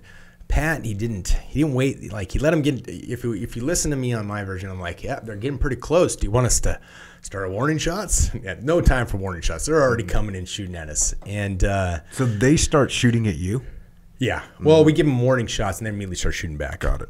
And they're shooting everywhere. They don't know where. I mean, it's a big ship. They're shooting everywhere. They don't know where they're getting shot at. They hit the boat, and then we're over the top. Just that whole boat just gets swayed. And then they get behind. They're still kind of shooting, and we kind of waste them all back there. And then another boat comes in. I was like, Jesus, this is the best firefight ever. Because it's not like we're in a. It's like you're shooting ducks in a barrel, except for you're shooting pirates in a freaking little boat. Yeah, you're behind. Like, we build sandbags. You're fortified. You know, they don't know where you're at. They're shooting everywhere. You're just like, I'm like, oh man. So anyways, that whole thing goes down. The funniest part is the Indian crew comes up, right? And he's like so thankful. He's like, thank you, Ryan. Thank you, Ryan. I'm so appreciative. Let me offer you my daughter for marriage. I was like, no. Let me see a picture. Let me see a picture, buddy. no, but that really did happen. Then we get off in Sri Lanka, and then we're off. You get paid like 40, 50 grand. And so I immediately call every friend that's on the fence about staying or getting. I'm like, listen to me, guys. We fly into Malta. We get a jump on the ship. We just shoot with no dangers. We get a jump off of 50 grand, and then you get a party for a week. And I'm just like, I'm getting out. So like 8 guys got out at the same time. And I did that for like 3 years. I didn't really come back to America. Just freaking did that with all my buddies. And I did 28 ships in 3 years. Freaking good time. I got 174 stamps. Passport stamps? Stamps? Yeah, all through different areas. How often did you get engaged? Or did you engage? Only four times. That big one and then 3 smaller ones. We were on the Wishway where we got stuck in the Bab and Mandeb, and they were kind of fishing in but not getting close enough, so a lot of warning shots. But other than that, that was the biggest one. So everybody else come on, we're all like, fuck, I thought you were going to get into some firefights. And the rest of the time, were you just like sleep, eat, lift? Did you stand watch even? Yeah, so I would set up my guys, because after that they made me a lead so I could make my own team. And so I'd set up my guys, like 2 teams, get 12 hours a day. So 3 on, 3 off, 3 on, you know, so they take 12 hours and then you're off 12 hours. So always a guy on the bridge. And then the other 2 guys have the other 12 hours. So yeah, you have all you do. I mean, the best shape I was in my life, you know, freaking lifting steel. I felt like I was in a Rocky movie because you're using chains and shit. And we're all covered in rust, shirts off, you know. It was good. Yeah, but and you say you did this for 3 years, and it was 28 ships, you said? 28 ships, yeah. So how long is the ship ride? They could be anywhere from 2 weeks to a month and a half. It just depends, you know. And then I'd usually take 7-10 days off, you know, fly into Rome, spend 10 days there, sightsee, hang out, and then be like, hungover one day, be like, hey, you got another ship going on? And like, yeah, we got a ship out of Sri Lanka. And I was like, I'll take it. So, and then by this point, I found a bunch of single guys that were kind of the same situation as me, so we just traveled together. Get off a ship, all of us have like, you know, 180 grand combined with no kind of ties to America. No bills, dude. Damn, it's a good time, dude. It's a good time. I'm sure you invested that money very wisely. Oh man, yes I did. Oh man, did you when you got out of the Navy, it was just like kind of no factor, huh? Like you weren't like. No, because I was still getting into stuff. And then after that first thing, I was able to pull off a lot of my buddies. So it was like almost being in the teams again. But no officer in charge of you anymore. And more money. And more money. Yeah, dude. So it wasn't... it isn't like I just all of a sudden left the teams. You know, 8 of us all got out within a month of each other, and we all ran those boats for 3 years. So it was fun. But then, yeah, no rules, bunch of money. Able to party was... I know. I know. It was a good time. It was a good time. So then what was next? Is this when you started doing security? No. So what happened is I came back to America and I had a little security company that we set up on the side. I never worked them, but I was able to set it up, and we got the monster contract. And I came back and I ended up doing security. My wife is an announcer. So ended up doing the security really professional. And afterwards, she asked me out, and then and she's a 12, so I was like, well, this life's over with. So she's really the one that tamed me, I was like, what year was that? 2013. 2013. Yeah. And she just put freaking full lock on you. Yeah. Well, I mean, she's built like a good mare, dude. So I couldn't. I knew if I was gone all the time, you can't keep that down if not. So I was like, I'm thinking about kind of finding work here. Do you want me to do that? And she's like, yes, please. So that's when I jumped on and was on the wind detail. After that, it was offered to Chance Hughes is So Chance was offered it. He passed and offered to me, and I took it. So perfect timing. Yeah. So it was. And then what did that consist of? Okay, so it's hard because he's obviously doesn't have eyesight. So you're more security slash like kind of everything. And you get up, hour before he does, get ready, and you're going to bed an hour after he does. So for 2 weeks out of the month, I mean, you're sleeping 5 hours a night, and it's and he himself is a very high capacity genius. So you have to be on his point. So if you're not well spoken, if you're not on point, if you're not kind of at his brain level or somewhere close, he's like, beat it. So it was definitely, the teams, you come through the teams, you learn how to be a warrior, right? And then you get out of the teams. It's almost like starting new, right? Learning about business, real estate, learning how to progress your empire, all the different ways to do it. It's like all the time that people went to college and were starting in normal life, we skipped that. And now we're, mid-30s trying to figure it out now, right? And so it was good detail. Him, and I was in a position where I like to ask questions. Like I don't think there's anything I can't do. I really don't. There might be people smarter than me, but I'll work them, and I'll ask questions constantly, And so once I got on that detail, I was with him, all the time, and so I was like, all right, how do I use this detail to progress my life and what I'm doing with my new hot girl I just got, So I would work for those 2 weeks, and yeah, that's another thing, because you knew you couldn't be traveling all the time. You also you need some bank, boy. Yeah, you need some bank to keep the hot ones, dude. You can't be a slouch, dude. Behind every successful man is a hot girl that pushes him. So yeah, I'd come back from that thing, and obviously, I'm living at the Wynn. Yeah. You're living inside the Wynn Casino, room 560. Everything's free for you. Getting paid really good money, plus you're eating at every 5-star place there. I mean, it was fucking awesome, and plus you're protecting him. Do you live there even on your off weeks? No, 2 weeks. Another guy's come in, switch out with you, and you go back to your house afterwards. And because of his eyesight and stuff, you're with him all day long, and it's everything you're learning. Like you're seeing, even if 30% bleeds off in you, you're learning about business every day, like high level. And you're sitting in meetings with him when Everything. he's doing the big negotiation for whatever Yes. deal he's working on. You're sitting right there. Yeah, because you have to. Everything you're with him, you're answering his phone, you're bringing it to him, you're hearing everything going on, and so like you're just learning. And so I was like, okay, I'm gonna build a bar because he's in hospitality. You have the his whole empire that you're with. You're meeting with their COOs, their general managers. You're talking to all these people, becoming friends with them. So I came back and I literally just took 125 grand to start building the bar. I didn't even. So my two weeks off. Monkey see, monkey do. Yeah, 2 weeks off. So I moved my off time to Spokane, Washington. Never lived there before. Never knew anybody. What made you move there? It's close to my hometown. Got it. But my hometown's small and kind of shitty, so I moved to the bigger city right there. And I was there for like 2 weeks. Where's your wife from? Temecula, Cali girl. Check. Yeah. It's the IE hotties, I call them. But there was no pull for her to move like down there. Well, at the time she was she's an announcer for Supercross.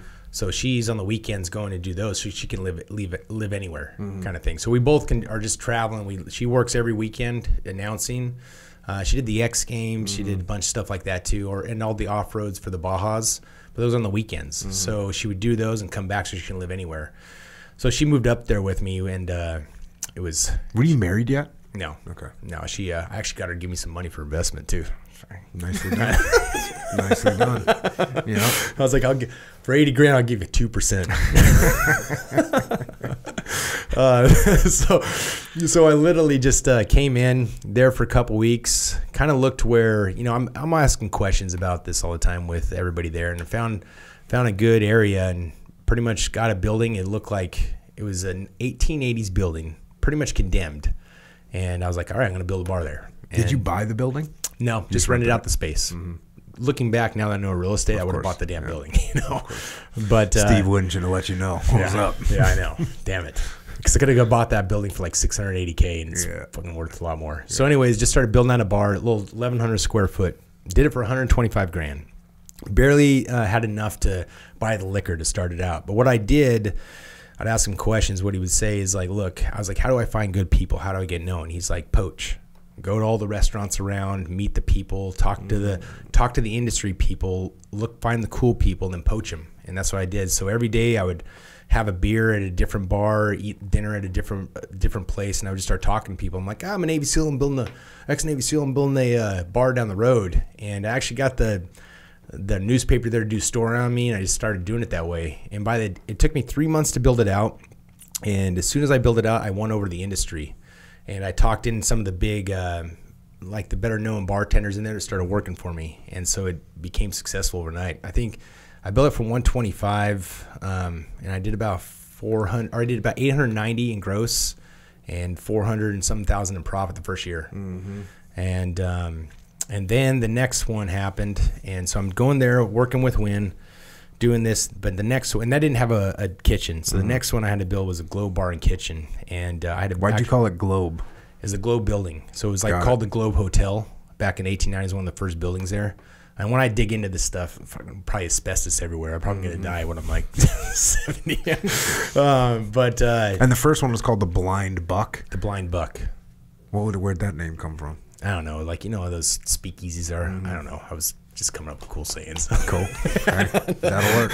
It was I was looking because like a lot of those, it was more of like a speakeasy kind of like old school looking bar. So is I remember seeing, I don't know why, maybe you sent me pictures of it or something. Yeah, I mean, yeah, I've got some. I remember, it was a cool looking bar. Yeah, it's cool. Like, it was all from very scratch too. Like I talked my buddy in that was a contractor down in Pasco where I was from to come up on the weekends to help me. Dude, in the beginning, I was no joke hiring like bums off the street to help me hang drywall and shit.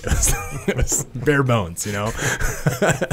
And yeah, then the next one, so still going, working my 2 weeks, coming back, running the bar. The next one, you know Jason Hogan? Yep, hell yeah. So he's in my task unit, Yep. So I talked. Jason was looking for work. I talked him in to come and help me build the second bar, and you know, no like any part of it. Just like come and hang out with me. I think he got in trouble somewhere, and he's trying to get his life in order. So he's living on my couch and helped me build the second one.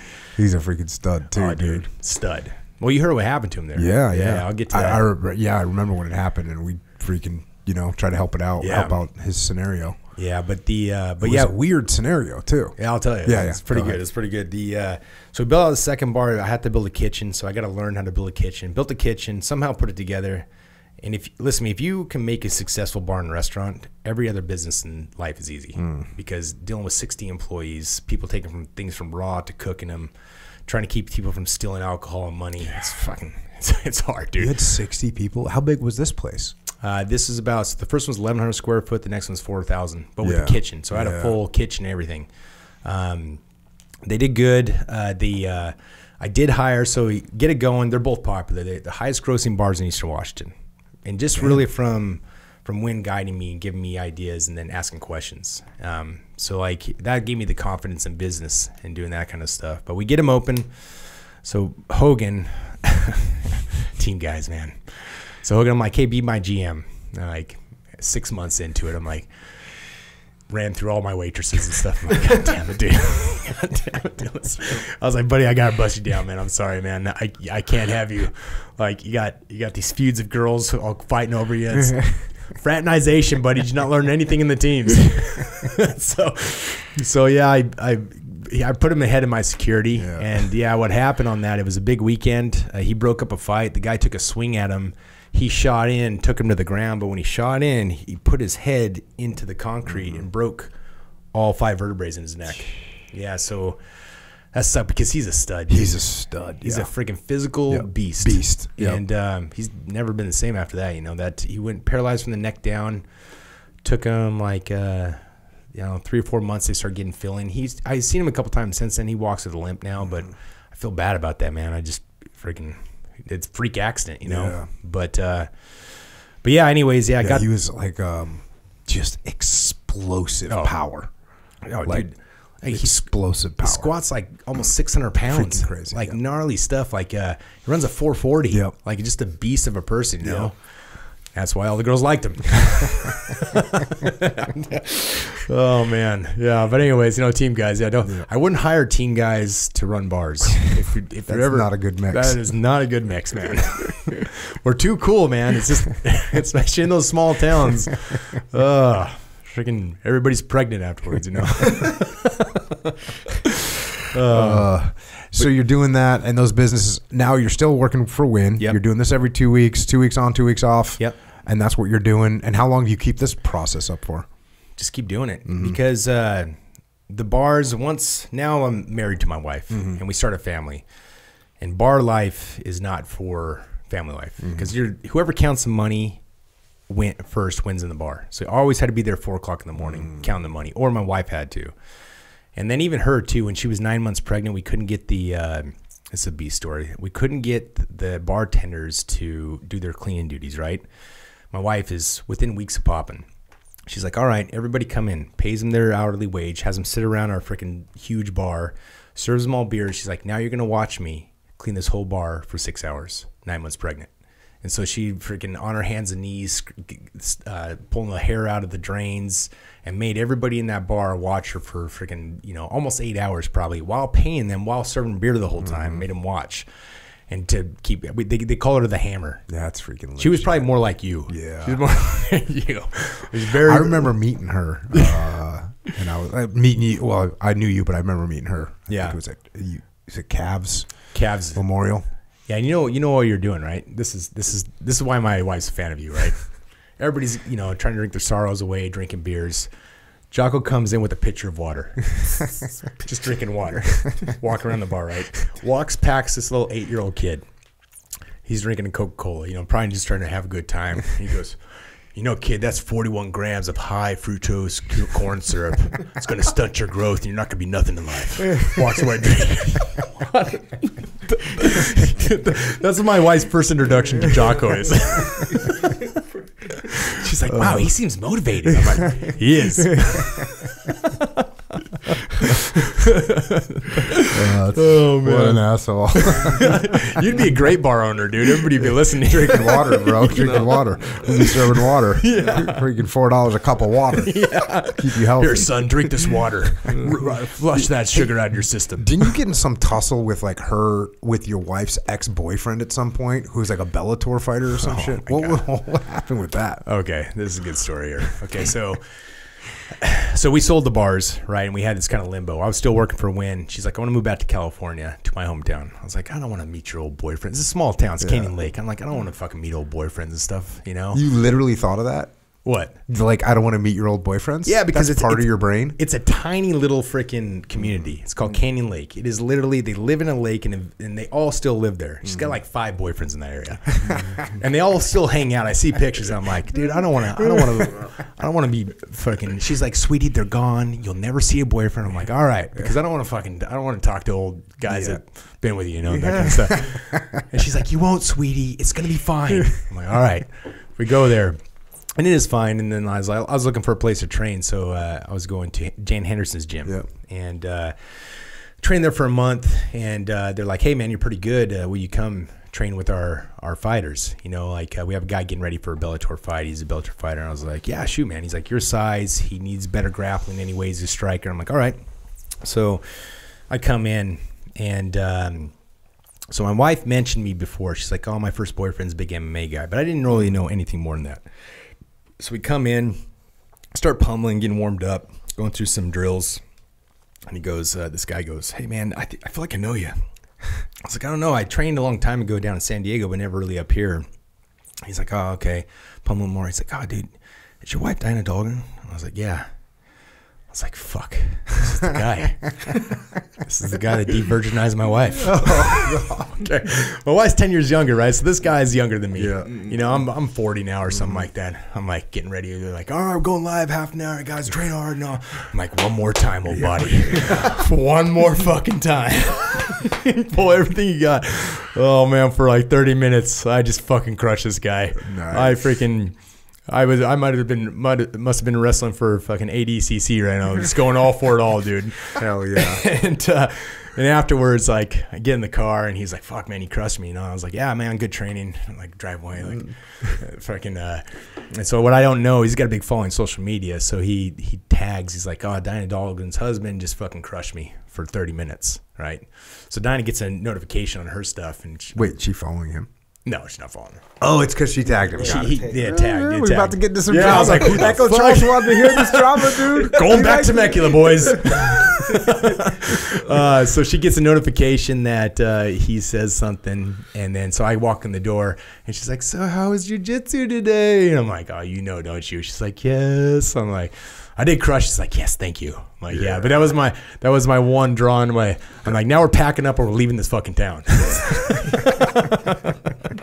Before that guy gets any better. Yeah. My one time old buddy, because he's 10 years younger than me, you know. Once you start pushing 40, everything moves a little bit slower, you know. Yeah, yeah. You do have that wisdom. Yeah. You know what I mean? You have that wisdom. You can do some little things, like you can notice something. You're like, oh, I can see this guy has a little issue with this position. You can like focus on that. Like you can outsmart some. I noticed his takedown defense sucked. Yeah. So, boom. Yes. Right in the middle of taking him down right to rear naked. Yeah, dude. Yeah, no. I mean, I trained with you. You're freaking a beast. Yeah, it was awesome. It's my takedown. My stand-up takedowns are good. You know, Yeah. No, your wrestling is freaking solid. And your base on top is freaking solid. Yeah. And you're a strong bastard. Well, you have these weird persuasion moves where you did this one thing where you dug your elbow into you know what I'm talking about? Weird. I was like, fuck, dude, what are you doing? He's like, oh man, does that hurt? I'm like, yeah, it hurts. That's just more of that mental. But does that hurt? Does that hurt you? Oh, I didn't know that would hurt you. I didn't know that you. He were rolls persuasion. You think he's gonna be super like but he's not. He's like a gentle giant, and then he just finds a little area and then just fucking pulls it in you. Yeah, I wouldn't say gentle, but yeah, I guess. Well, I can be a little bit more hostile if, sometimes depending on the, the quote unquote opponent. Yeah. Sometimes hostilities do come out. Sometimes. Well, my boy Ryan over here, he's always cool. Yeah. He's a very smiling, nice, cheerful. Yeah, like other people. What, bro? Whatever. Echo sometimes comes into the gym and you can see on his face, he's like, today's the day. You know what I mean? He walks in with that today's the day type attitude. Not every time. Well, not every time. Sometimes you don't want to be there. Yes, that's true. But sometimes today's the day in your mind. And I could usually sort that out in about 3 to 6 minutes. I'll have that attitude sorted the fuck out. And I'll be a real asshole. When he comes in all happy, he's like, "Yeah, I'm feeling good." He comes in like a mean, today's the day. Like I've been thinking about this thing, and he watched a YouTube video about something, and he's got this little tension in his brain. We call it focused. Yeah, focused. He'll have that focused look, and I'm like, "Oh, is that how it's gonna be?" And I watch Marcelo Garcia, the arm drag's like, "Yeah, I'm gonna fucking arm drag this shit." Arm drag Jocko. That's what happens. Some little thing like that he'll try, and I'll be like, "Shit, this shit's getting shut down." You got to throw him off. You kind of come in all happy and joyful, like, "Hey man, good," and then take it to him at the end. Okie dokie. Yeah. That'd be a good try. We're gonna keep exploring. I'll tell you that. So try something. So, what was the whole deal with War Machine and how, what?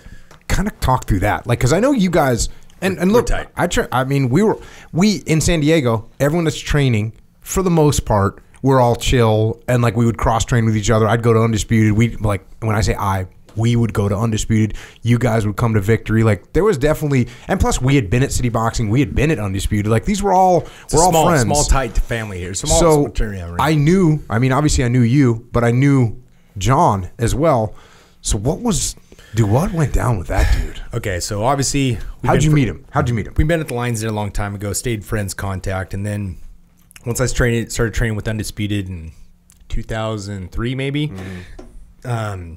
We just came more and more tight, and he was just now doing that Ultimate Fighting Challenge. Mm-hmm. So I was main training buddy. We're pretty much the same size at the time, and we wrestled a lot alike. So I trained with him all the time. Became really good close friends. Started living together. as roommates. Now, were you like? He seems like kind of a typical guy that's like, oh, he likes to go party, can get in some fights. Were you ever like, there might be a little bit, more?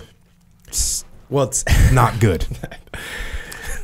It got worse. By the way, we're about to talk. The guy that we're talking about is a guy named John. How do you say his last name? John Copenhaver. Copenhaver, who legally changed his name to War Machine. He was an MMA fighter. He fought in the Ultimate Fighter, and he eventually Bellator too. But he eventually almost killed Christy Mack, who is his girlfriend, then wife, right?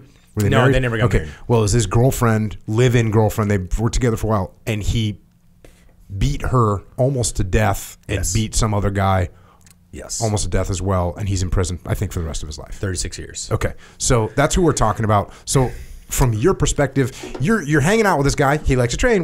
I like to train. You like to train. He likes to party. You like to party. We like to party. Okay, so these are all kind of normal things.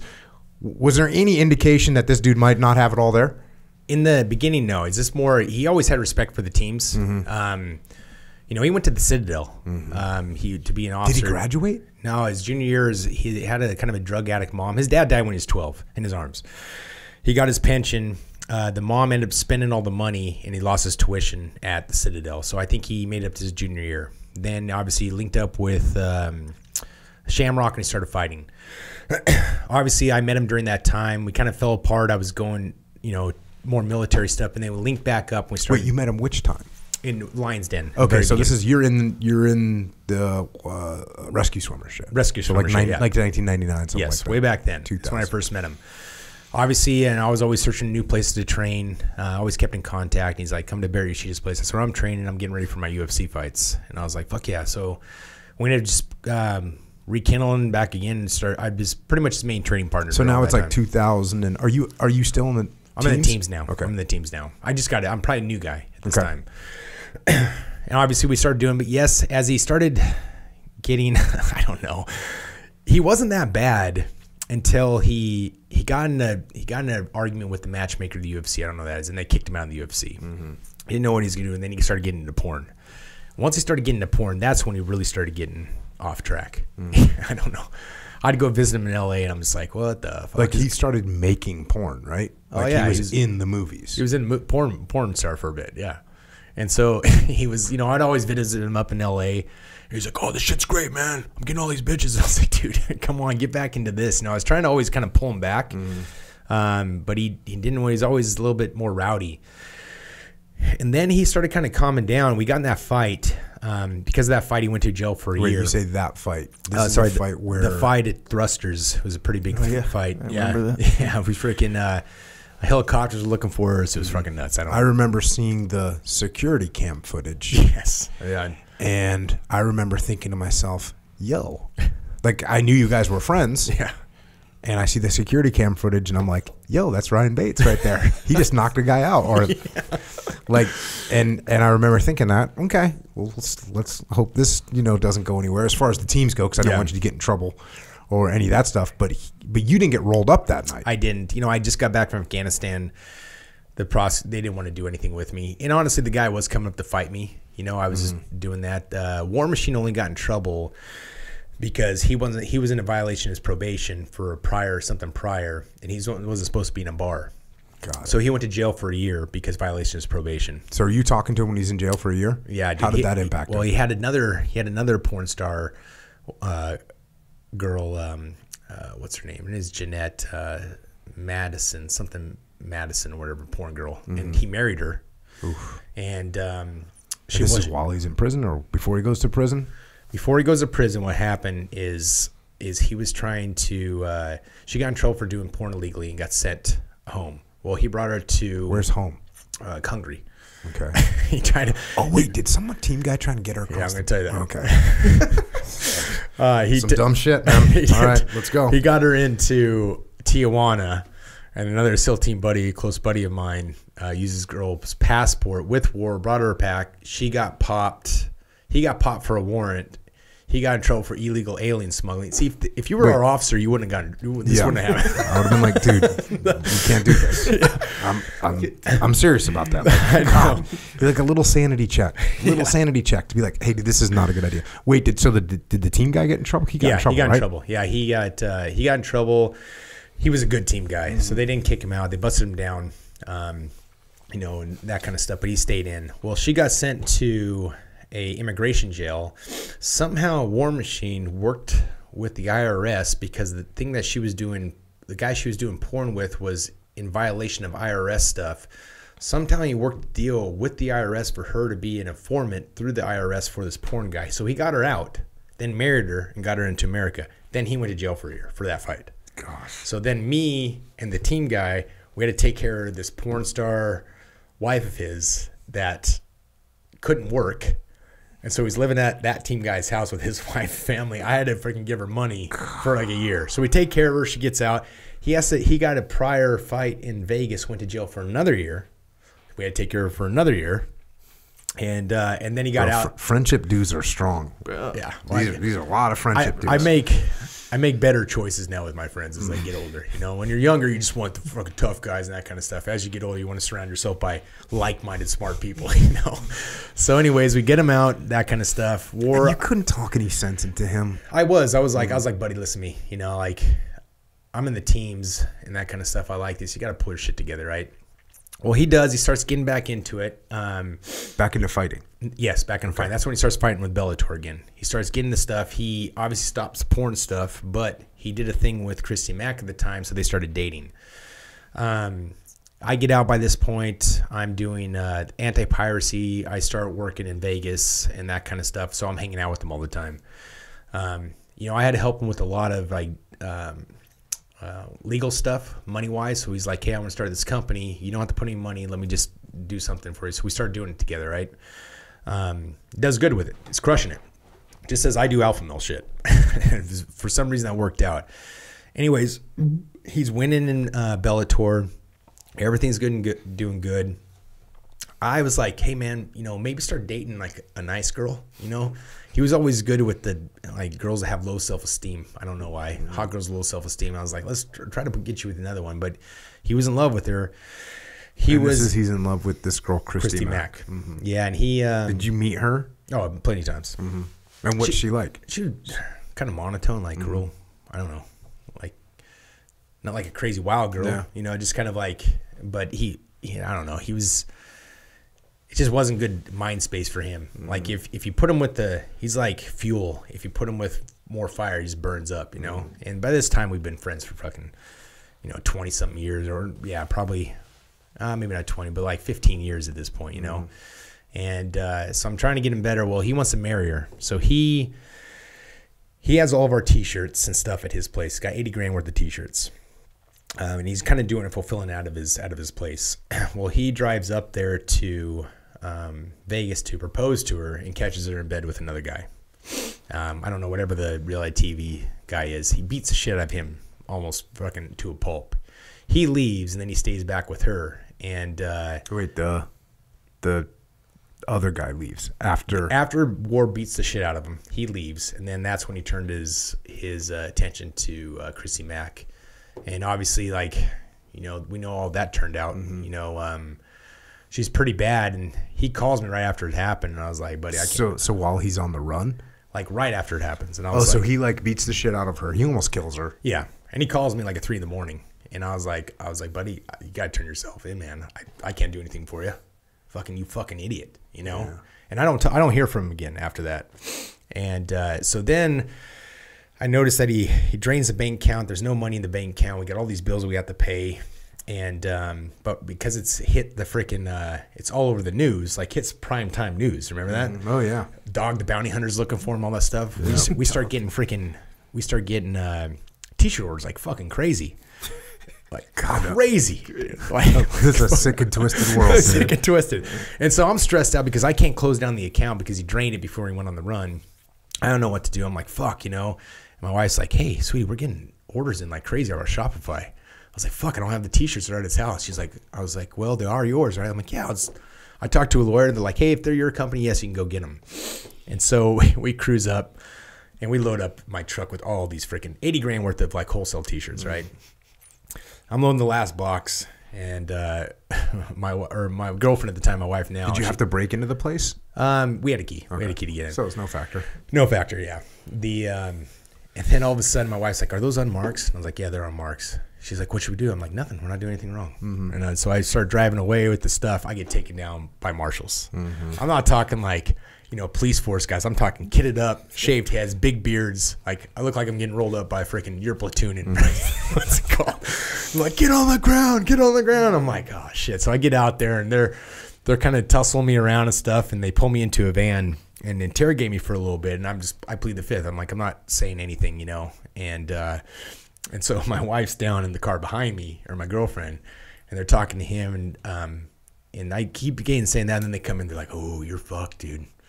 Your girlfriend spilled the beans on everything." And I'm like, "What? What are you talking about?" The detective just started being like a fucking asshole to me, like, "You piece of shit." But the guy, there's a federal marshal in the front that was ex-MARSOC guy. Okay.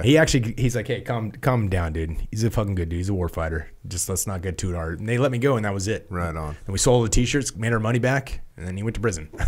Pretty much. You ever hear from him again? Yeah, I started calling this a bunch. Maybe like a year ago, like a lot. He's a lot, man. It sucks because he could have done so much good stuff. Like, he's a very smart, intellectually smart guy. He just too much, Mm-hmm. But yeah, he's in 36 years without parole. It's crazy, right? Yeah. He was a good fighter too, man. Yeah. He was a good fighter. I wish he would have not been so fucking outlawish, But I like it because I like that I went through that path about finding friends, because now I'm very particular about the people I keep, especially now having a family in your business. Like, if you're not adding or I'm working off, or like we're combining things, or you're not at my level or above, I don't got time, man. You got to put in the work, So I'll never be caught in that situation again with that. But yeah, it's weird too, because I quite frankly, I never saw any side of that from him. So when he was around me, he was like super humble, super respectful, like just a totally different person. And it makes you wonder, I mean, clearly the dude had some serious issues, but he seemed like he was trying to prove something. He would always be trying to prove something. And yeah, I didn't get to see that. I just had this super humble guy that would be calling me sir and stuff like that. Yep. Like, team guys don't call me sir. They call me Jocko. Like, here's this dude, he's calling me sir, it's like, and it always makes me think, if that individual human being who ended up doing this horrible stuff that's going to put him in prison for the rest of his life, if he would have had some kind of like mentorship or leadership, even like me personally, if I'd have been like, "Hey dude, what are you doing? Like, let's go over here. Let's get your shit squared away. Hey, it's not impressive to act like that. In fact, we don't think it's cool. It's cooler if you do something." Like, if someone can get into a person like that's life, and I've definitely had people come and talk to me, now that people that have listened, like, I was on the wrong path, I was getting in trouble, I was doing drugs, and they totally turned their life around. So it definitely is worth it when you interact with people.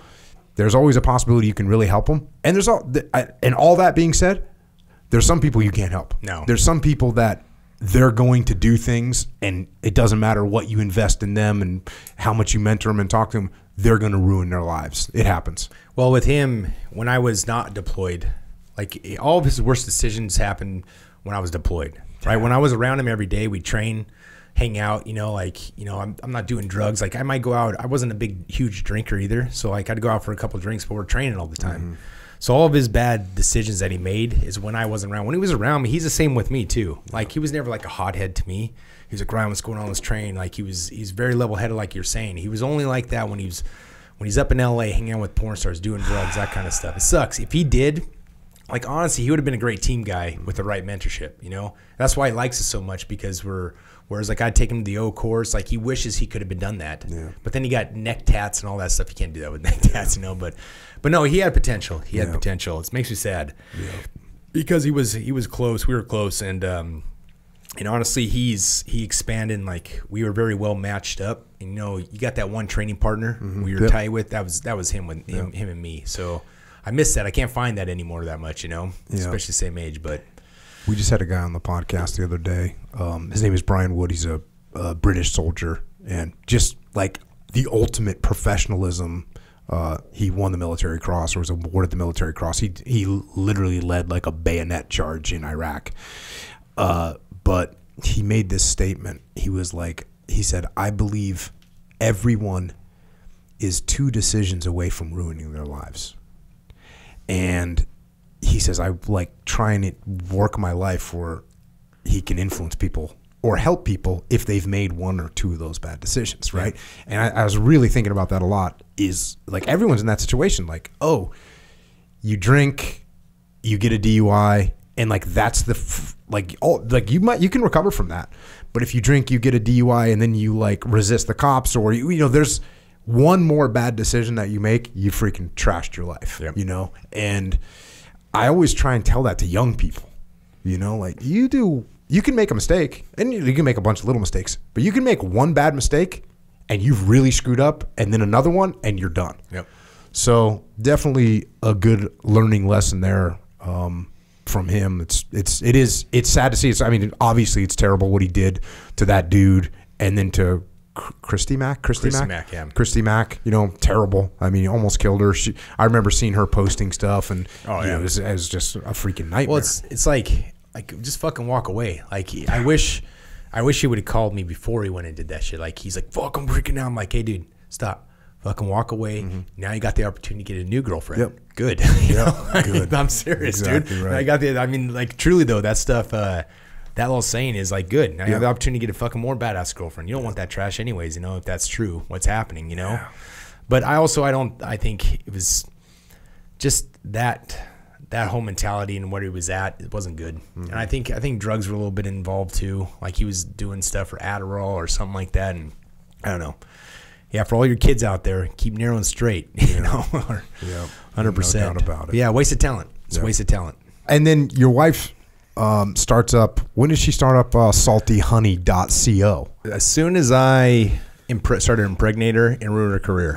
Okay. Yeah. Because she's a model and all this other stuff. Well, she's an announcer. You got to freaking, you got to travel a lot. Mm-hmm. So as soon as we started having kids, she can't travel every weekend and doing that kind of stuff. So she's like, you ruined my career. I'm like, sorry, don't be so hot, dude. You know, so yeah, once we started having kids, she's like, I got to do something. You know, she has a good following, and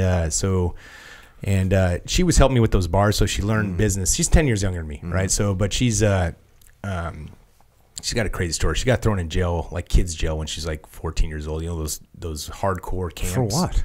She's a bad kid, and her dad chained her up and drove her to the middle of the Nevada desert. How bad of a freaking kid? I mean, she was running away from home, like, you know, hooding around and that kind of stuff at 14. So her dad chained her up, threw her in the car, drove her, you know where Vegas is in Pahrump? Yeah, yeah. Another 2 hours out there. Hills have eyes kind of shit. Mm-hmm. And they dropped her at this kid's... like reprogramming camp or something? Yes, and it's gnarly. I've went out there and looked at it. I'm telling you, it's 200, 300 miles from anything in the middle of the desert, just this little building. And for a year and a half or whatever, I was supposed to be there for, I think, 3 years altogether. Mm-hmm. They dropped her off, and like they can't look up from the ground. You know, they can't. It's gnarly. It's like worse than probably jail. And and they can't. They can only see their kid once a year, right? What? And if they don't wear enough, is this shit legal? This sounds like psycho. I don't think it is. I think Paris Hilton's talking about it, so it's like shut it down or whatever, that kind of stuff. But she said it was good for her. But yeah, it's not like their parents can only visit them one time a year if they earn enough merits to do it, right? Well, she didn't earn enough in the beginning, so they didn't see her for like a year and a half, and they wrote her a letter in code saying if you graduate high school, you can get out. So she took all of her time and graduated like 3 years of high school in 6 months. And so she was out by the time she was 16 and on her way. Does this place have a name?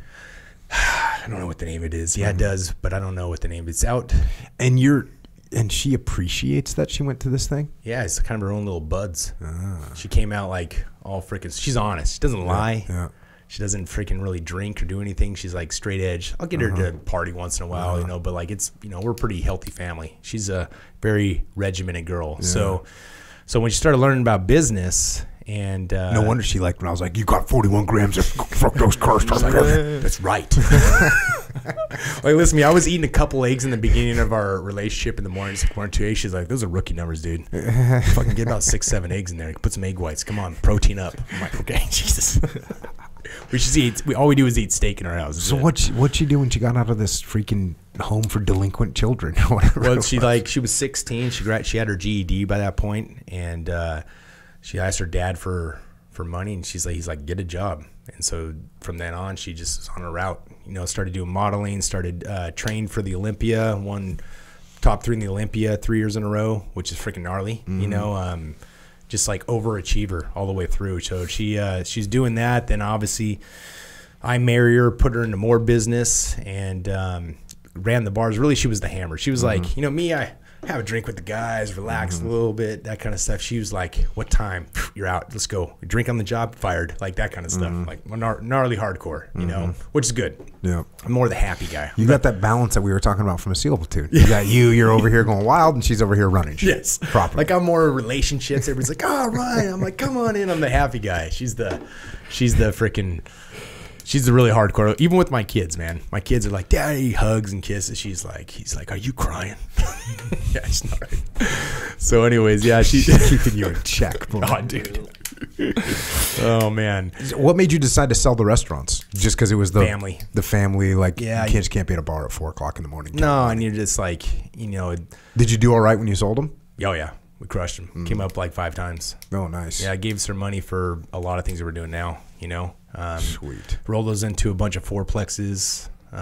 We got into real estate a lot after that. After I sold those bars, Win was like, what do you want to do now? I was like, teach me real estate. So I got to talk with cool people like Don Brand, who owns Irvine Group, Irvine. Yeah. Yep. Got to meet with him a lot. LaFrax, who owns pretty much all of, New York. You get to mingle and talk to those people. Real estate, even at a small level, it's the same equation.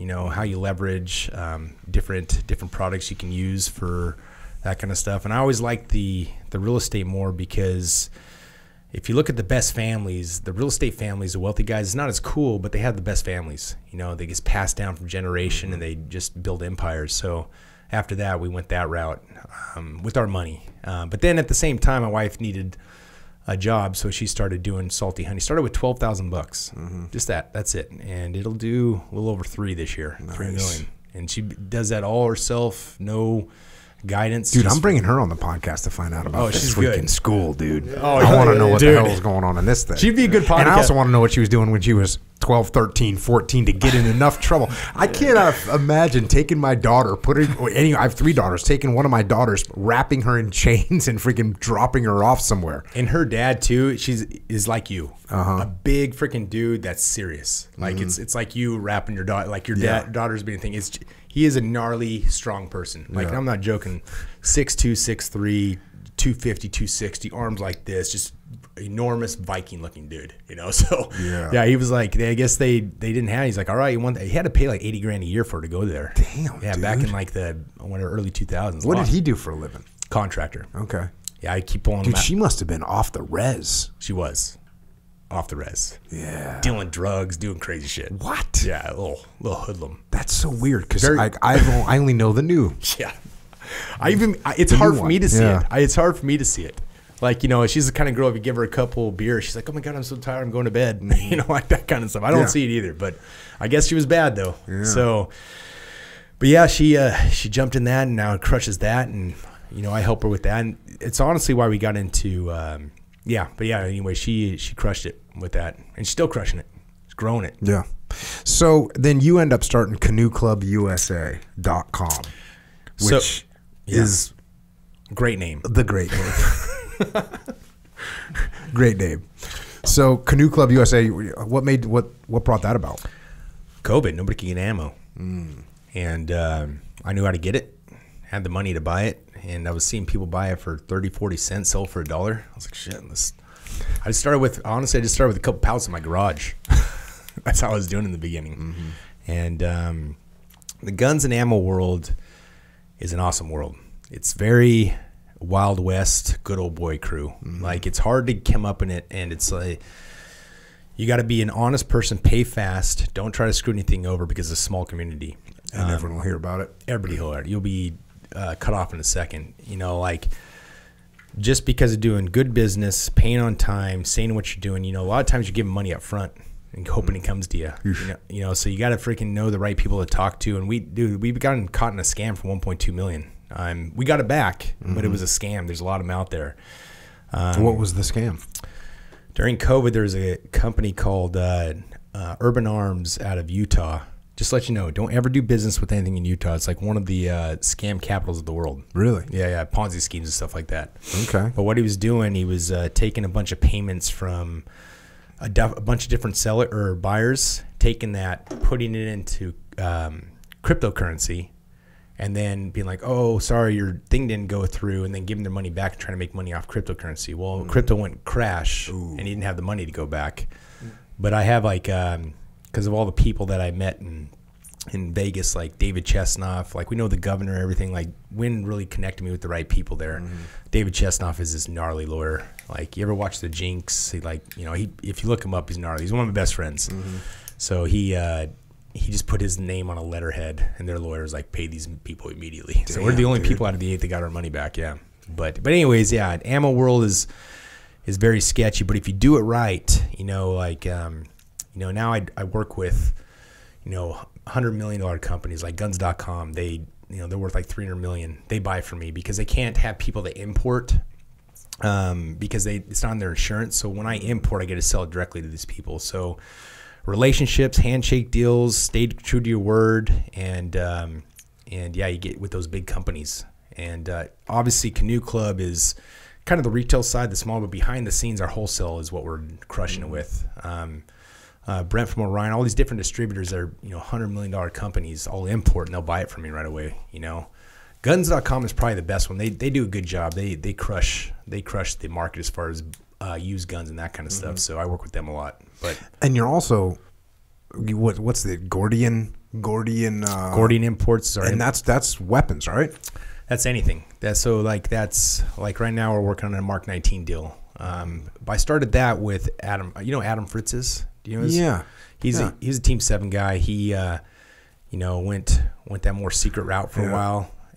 Worked in Eastern Bloc a lot. So. And then he's kind of retired, semi-retired. I'm like, you're the perfect person to help do international arms deals, dude. So that's how I started with him. But yeah, they do that's how we import. And then that's how doing because I had one deal where I went to Poland, Ukraine, to sell 16,000 VM rockets to NATO. And I realized it's not like the movies. It's not like War Dog and stuff. You have to be cleared by the DTC, have a broker's license, do it legally. So I didn't get to take any money from that. So after that, I teamed up with Fritz, and now we do that on the side too. But it all works together, It all works together. And then on top of all that, you're doing the real estate stuff. Every bit of money that we get and we make, we put into real estate. It's tax free, no depreciation. So. And the thing is too, how if you put it in real estate, it's generational wealth. You put it in your trust that they can never sell and cash out. They have to rotate it into another investment. They can live off the stuff, but they can never cash out. So that's what I learned from all the billionaires. Good lesson learned. Yeah. And then you ended up doing this freaking TV show. Yeah. How did that? Again, we just had Dean Stott on for the second time, but how did that come about? Old mean Dean, dude, very serious man. Brandon Cruz got offered a deal, and I was middle of doing ammo, and they saw me on some video with him, and they asked me to come out last minute. I wouldn't pursue it or anything. Like literally a couple days before the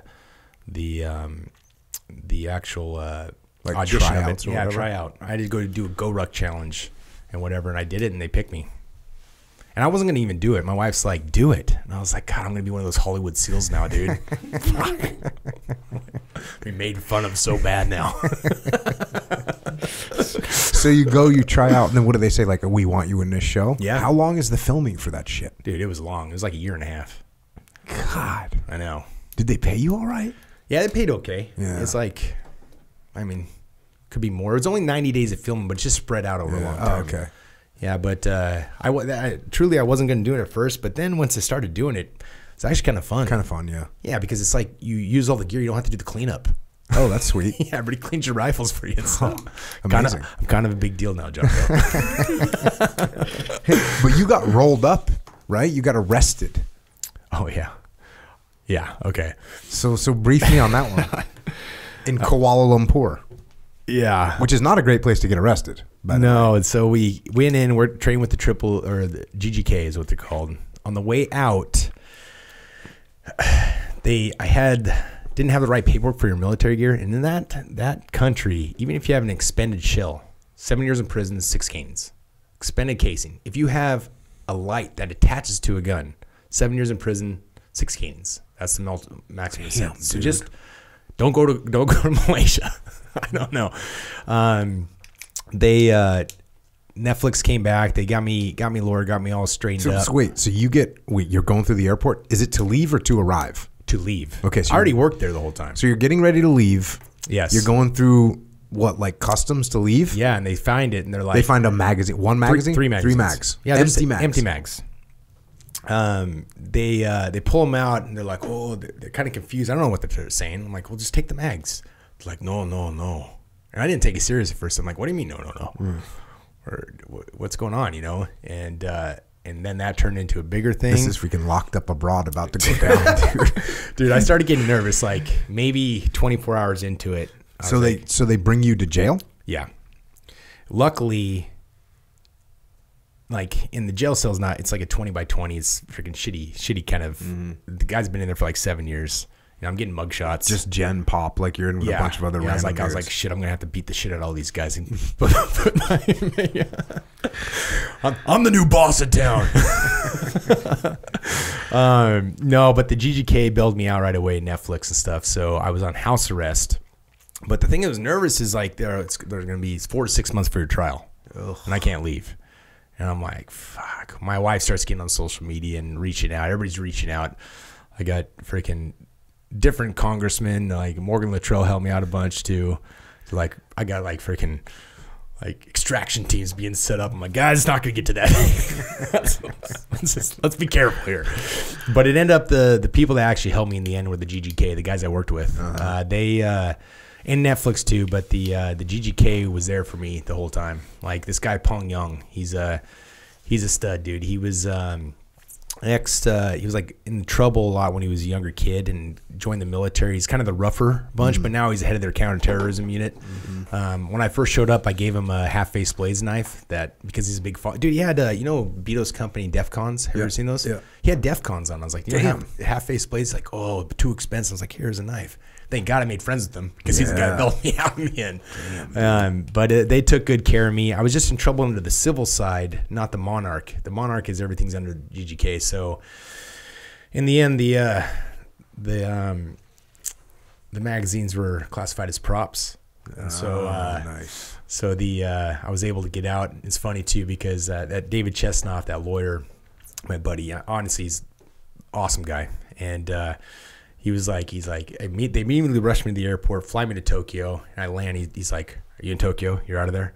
Okay, I'm gonna go to sleep now because he stayed up for 10 days trying to get me out. Yeah, but it worked out. It was definitely might negotiate the contract to be a little more next time. You know. How was the rest of that filming that shit? It was good, man. And I miss it. I miss I don't get to be a team guy anymore. You know, you don't get to shoot and move and do that stuff, and everything moves a little bit slower. You're not as quiet, but it was good, dude. I think the toughest guys, physically tough, were the Swedes. We did this ice hole, right? It's fucking -30, Arctic Circle, right? Jump in this ice hole, and you come out, and freaking, I'm fucking freezing. Like, how long did you stay in the water for? Maybe a minute or so, okay. But enough to where I'm fucking definitely in the verge of hypothermia. We come out, I got to immediately strip down naked. It's not like we go to a warming hut. We have to re-warm by running through the snow and shit. We get out, and they immediately get naked, right? I'm trying to put on my socks, and the Swedes are naked too. I'm like, do you guys not have fucking shrinkage? He's like, what the shrinkage? Your balls go beside you. You're just hanging like that all naked, walking around, still swinging big, dude. I'm like, no, we're Swedes, still shrinkage. I'm like, God damn it, boys. Yeah, the Swedes are tough, dude. But yeah, I got to see all these special forces I'd never heard of before. You know, it's like the anti-cartel unit in Mexico, and I was surprised that you guys were down there doing that. Well, what makes me nervous is now the cartel knows, because they had to cover their faces the whole time, but I know who they are. You're right there. I'm not going to Mexico anymore. But it was Freaking good. madness. It was good rolling with Dean. Dean's a good dude. He's more the serious guy. Yeah. Joke around a little bit more. He's like, "Why are you joking all the time?" I'm like, buddy, this is how I was in the war. Because this shit's fun. Yeah, it's fun. Yeah, but it was a good time though. Have you heard anything of what's going to happen with that show? Do you know? I think it's looking good. It got 10 million views in the first week. So I probably will do it again if it comes up. We'll see. It's cool. Like, I've never been in this position to get like sponsors or anything before. Like Noveski is like, I always love their guns. They're badass. Right on. And Lorraine is just like, I got you, dude. I'm like, fuck yeah, I'm cool enough to get sponsors now, you're dude. the man, dude. Yeah. And my wife, her whole life, she's got sponsors all the time, because all the stuff she did. I was like, now, look. Yeah, you're the man. What do you need, babe? What do you need? You need some Noveski. I got you. Oh, man. Yeah, so Noveski's probably my main sponsor. I love those guys, so hooking up with them now. Hell yeah. Does that get us up to speed? Does that get us to present day? What else you got? Yeah, I think that's pretty much it. I'm gonna probably get my wife pregnant again pretty soon. Hell yeah. Start a freaking franchise, of kids. Yeah. You need at least a fire team, dude. Yeah, you dude. need at least a fire team. Are you having more kids? Well, no. I mean, my What do you wife, have? You have 2 or 3? 4. 4 kids. Yep, 4 kids. Yep. Oh shit. 4 kids. Fire team. Fire team. Yep, let's so I go. gotta have 4 then. Yeah, Is at that least. You should have 7. I mean, honestly, like it seems like a lot or whatever, but have as many kids as you can. Yeah. Like have as many kids as you can, because the ones that you have, they're gonna grow up and leave. Yep. You'll be mad. Nobody will remember your name if you don't have kids. Yeah, you got to have as many kids as you can, and just like the older ones will leave, and then you'll have more. Yeah. Like more. Do you ever think that, like, obviously being in the teams, we were selfish our whole life, that kind of stuff. But once you have kids, like you turn less selfish, right? I feel like everything that I've learned in life, my duty is to somehow pass on at least some of it to them and For bring sure. them up in the way. That's probably my more passion now is, everything I do, this TV show, all that stuff. Really, everything is to create wealth and an empire that my kids can learn from and crush it further than what I took it to here, and then they take it to there, kind of thing.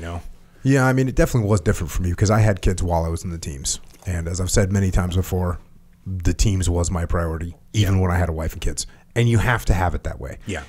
I mean, my wife would look at it, I hope, from a strategic perspective back then and be like, well, at some point, this old bastard's going to have to retire from the teams, and then he'll be able to focus on the family. And that was true. Yeah. Once I retired, it was like, okay, now I can go to every wrestling tournament, every freaking dance recital, every gymnastics thing that the girls or kids were doing. So yeah, at a certain point, it's like I get to do this. But I will tell you, once the kids are gone out of the house, which I have one left in the house, and it's like it sucks. Yeah, oh yeah, yeah. Because you have all the night. It's like, damn, what do I do now? Yeah, because you don't have there's a certain age where those are your friends. Yeah. Your kids are your friends. Yep. And especially for me, when I got out of the teams, and a couple years later, my son was sort of old enough to be my little team guy friend, where it's like, oh, we're going surfing, we're going to jiu-jitsu, we're going to go, it was just that. And so he became sort of like my team guy buddy that you're going to go dawn patrol. I used to go dawn patrol surfing with my team guy friends. Well, I'm out of the teams now, so I'm going with him. Oh, I'm going to go and do jiu-jitsu for 5 hours on a Saturday and a Sunday. It's like, well, no, I'm doing it with him. So you have this little relationship, with your son and I did that somewhat with my girls, but it's different, you know? It's different. 100%. They're not always going to be into what you're into. Yeah. But then when they're gone, it's like, yeah, what do you do now? yeah, well, now what am I supposed to do? You're gonna tell your wife, get in the gym, dude. We're starting to roll. Yeah. Freaking let's go. No, So have more. Yeah, I mean, honestly, we're at that point. Again, my wife's too hot not to bang him out. Our kin's too studly, dude. Yeah. they're all ripped when they come out. They get 6-packs as soon as they come out of the womb, dude. That's freaking nuts. Yeah, dude. It's like, when you're breeding. This is bad to say, but you're breeding horses. It's all about the mare, not the stud. So that's the key to having gnarly offspring is have a stud wife. Yeah. Yeah, I would say my wife is definitely she's a beast. Yeah. She's a freaking badass Viking chick. Yeah. And well, I definitely stepped it up. You did too. Yeah, dude. Our kids are going to take over the world, dude. Right on, man. Awesome. Echo Charles. Yes. Well, before that, wait, where can people find you? So you're at Frogman 5326. Yeah, that's 5326 _ underscore. And then Canoe Club USA, obviously, is our company if you want ammo. Or cool T-shirts. Or cool T-shirts. Or cool hats. Do you have hats on there? Oh, yeah, of course. Yeah. So I should have bring some, damn it. Yeah. I'll send some. Oh, you didn't bring any? Cool. No. Delete all this. And that's you and Beto doing that, right? Yeah, I mean, Beto Awesome. and Johnny LeBlanc, too. Okay, right on. Hell yeah. You know Johnny? Yeah. Yeah. He's freaking... Dude, that kid's a stud, too. Yeah, man. right on, man. He runs a chat... He's CEO of Chatterbait. What's Chatterbait? Do you know what it is, right? No, I don't know what that is, man. I don't know. Oh, you have to ask about that. He runs what's like almost a $3 billion company. He runs it all. Well, can you give me a hint as to what it is? It's the biggest porn company in the world. Oh, okay. Yeah, he runs it all. He's the backside. He develops. Like, he doesn't actually do that, but it's like... He's not in the movies. He's not in front of the camera. No. Yeah, he runs that whole company. He freaking started like right in the beginning of when they first he was like the third coder to come on, because I brought him on those piracy trips with him when he started being a coder. I'm like, what are you going to be a coder for? Dork. Yeah, fast forward. Now he's a chief of staff for the whole company, dude. Damn. Yeah, he's crushes it. But him, Beto, and me are Canoe Club. Right on. And then we have some other stuff coming up. And then also, watch a show on Netflix. Yep. Toughest Forces on Earth. The Toughest Forces on Earth. I've watched a few episodes. It's definitely entertaining. I get a kick out of it because you're on it, you know? Yeah. And it's cool. I know Dean too, which is cool, but I know you a lot better than I know him. And you seem to be having more fun than Dean is having, right? Yeah, Dean's like more serious. Yeah. I give him shit all the time, you know? How much is it like edited down to where you're like, dude, why'd they cut that out? Or why'd they cut that out? Pretty much it's pretty thing. I mean, all TV's a little bit of a lie, you know, but pretty much what you're seeing is what you get. They didn't really have any input. They didn't say, they just like go. And I was like, just go. All right. Mm-hmm. You know, so I just kind of had fun with it. I mean, what do you do in that situation? I mean, I don't have this attribute to be a freaking TV star. It just came in front of me, so opportunity, brought the passion, the opportunity, and freaking out after that, so I just kind of had fun. You get to travel all over the world, and like, dude, listen to me, when you're even in between, like, you're staying in nice hotels, when you're out there, sometimes you're freaking, like, when we were in Sweden, we were freaking living without food and shit, and I was like, you were chilly. Yeah, and you got shrinkage. I'm like, fuck, dude. I was like, I got a Toto toilet at home now in a fucking steam room, dude. I'm too old for this shit. Oh man, like hunking through the jungle. Like, I know it's been a while since we did that, but like, doing 10 kilometers through the jungle with a 50-pound pack. I'm like, fuck, man. I mean, it gets me sharp again though. Sharpen the sword again, So, but no, well, you're doing it. You're doing it with him. Mm-hmm. What's crazy is that the junglers were crazy. Those guys getting a lot of firefights, fighting those cartel down in Colombia. But again, that was wild that you were down there doing that stuff. Yeah, fighting the cartel. Like, they were opping why we were doing this stuff. Yeah. Dude, it's funny. You show up and they're like, "Hey, what do you want?" And I was like, "I don't know. Here's a frag grenade." I'm like catching a frag grenade. I'm like, "Whoa, this is fucking Wild West, dude." They didn't give a shit there, So, but if we do another one, I think I asked to go to Africa more. Oh, that's cool. I want to do the Rhodesian shit. Yeah, plus you hunt too, so yeah. you get down there and slay some stuff. Oh, that's the thing, buddy. I was never into hunting. Mm-hmm. I was in when a little kid, but when you're getting to teams, you kind of forget about it. Mm-hmm. Over the last couple of years, obviously Beto hunts every other day. Did he ever kill an elk with a spear? Like, he was all fired up telling me he was like, I'm gonna get an elk with a spear. He was gonna hide in like a mud wall, like Rambo. And he was like all fired up. No, he didn't. I was with John Dudley and I shot an elk and it was it was wounded and bedded down. We're waiting for it to die, and I'm like Dudley, like I can go kill this thing. Like, I will sneak up on it. He's like, dude, shut up. And I'm like, no, I'm like, dude, let me get up there. Like, let me put a knife. I'll put a knife on the end of this stick, and I'll get it. And he's like, dude, you're an idiot. And I'm like, okay, but can I go? You just figured forward its head and got an old school. What's funny is, so I just got into bow hunting last year, which honestly, I love it. Yeah. I mean, it's so freaking badass. Like, you have to. It's hard. It's hard. It's freaking hard. Like, I've been at elk camp with some of the literal best hunters in the world. Yeah. Guys like John Dudley, guys like Cam Haines, like in with the best guy, and like it is. There's no one in that camp that will say, I guarantee this is going to work for me. Not one single person will say that. No. Not somebody that's been hunting for 30 years publicly, all this other stuff. Yep. And they will sit there and drill targets at 110 yards all day long. Not one of those dudes will be like, oh, I got this. No one. No way. No one. Well, instead, you're trying to range. You're trying to do everything at once, but call at the same time. Do you know what Terry Howen is? Yes, I know his name, but I don't know. Oh, dude. Awesome guy. When I first met him, I didn't know he was even a team guy. You know, I was like, oh, I'm a Navy SEAL sniper. I was like, oh, were you in the military? He's like, yeah, I was in the Navy. I was like, oh, where are you at? I was like, 17 years, you know, and I'm like, oh, I'm an idiot. So he's turned into my good hunting buddy. We went, so last year was the first time I hunted with a bow. And they told me this thing, OEF4, it's Ryan Bader's organization. It's you should do that with us, dude. We get donated tags to us so we can hunt all those units in Arizona. Sweet. And they're freaking gnarly. Oh, like yeah. 400 plus bulls and some, you know.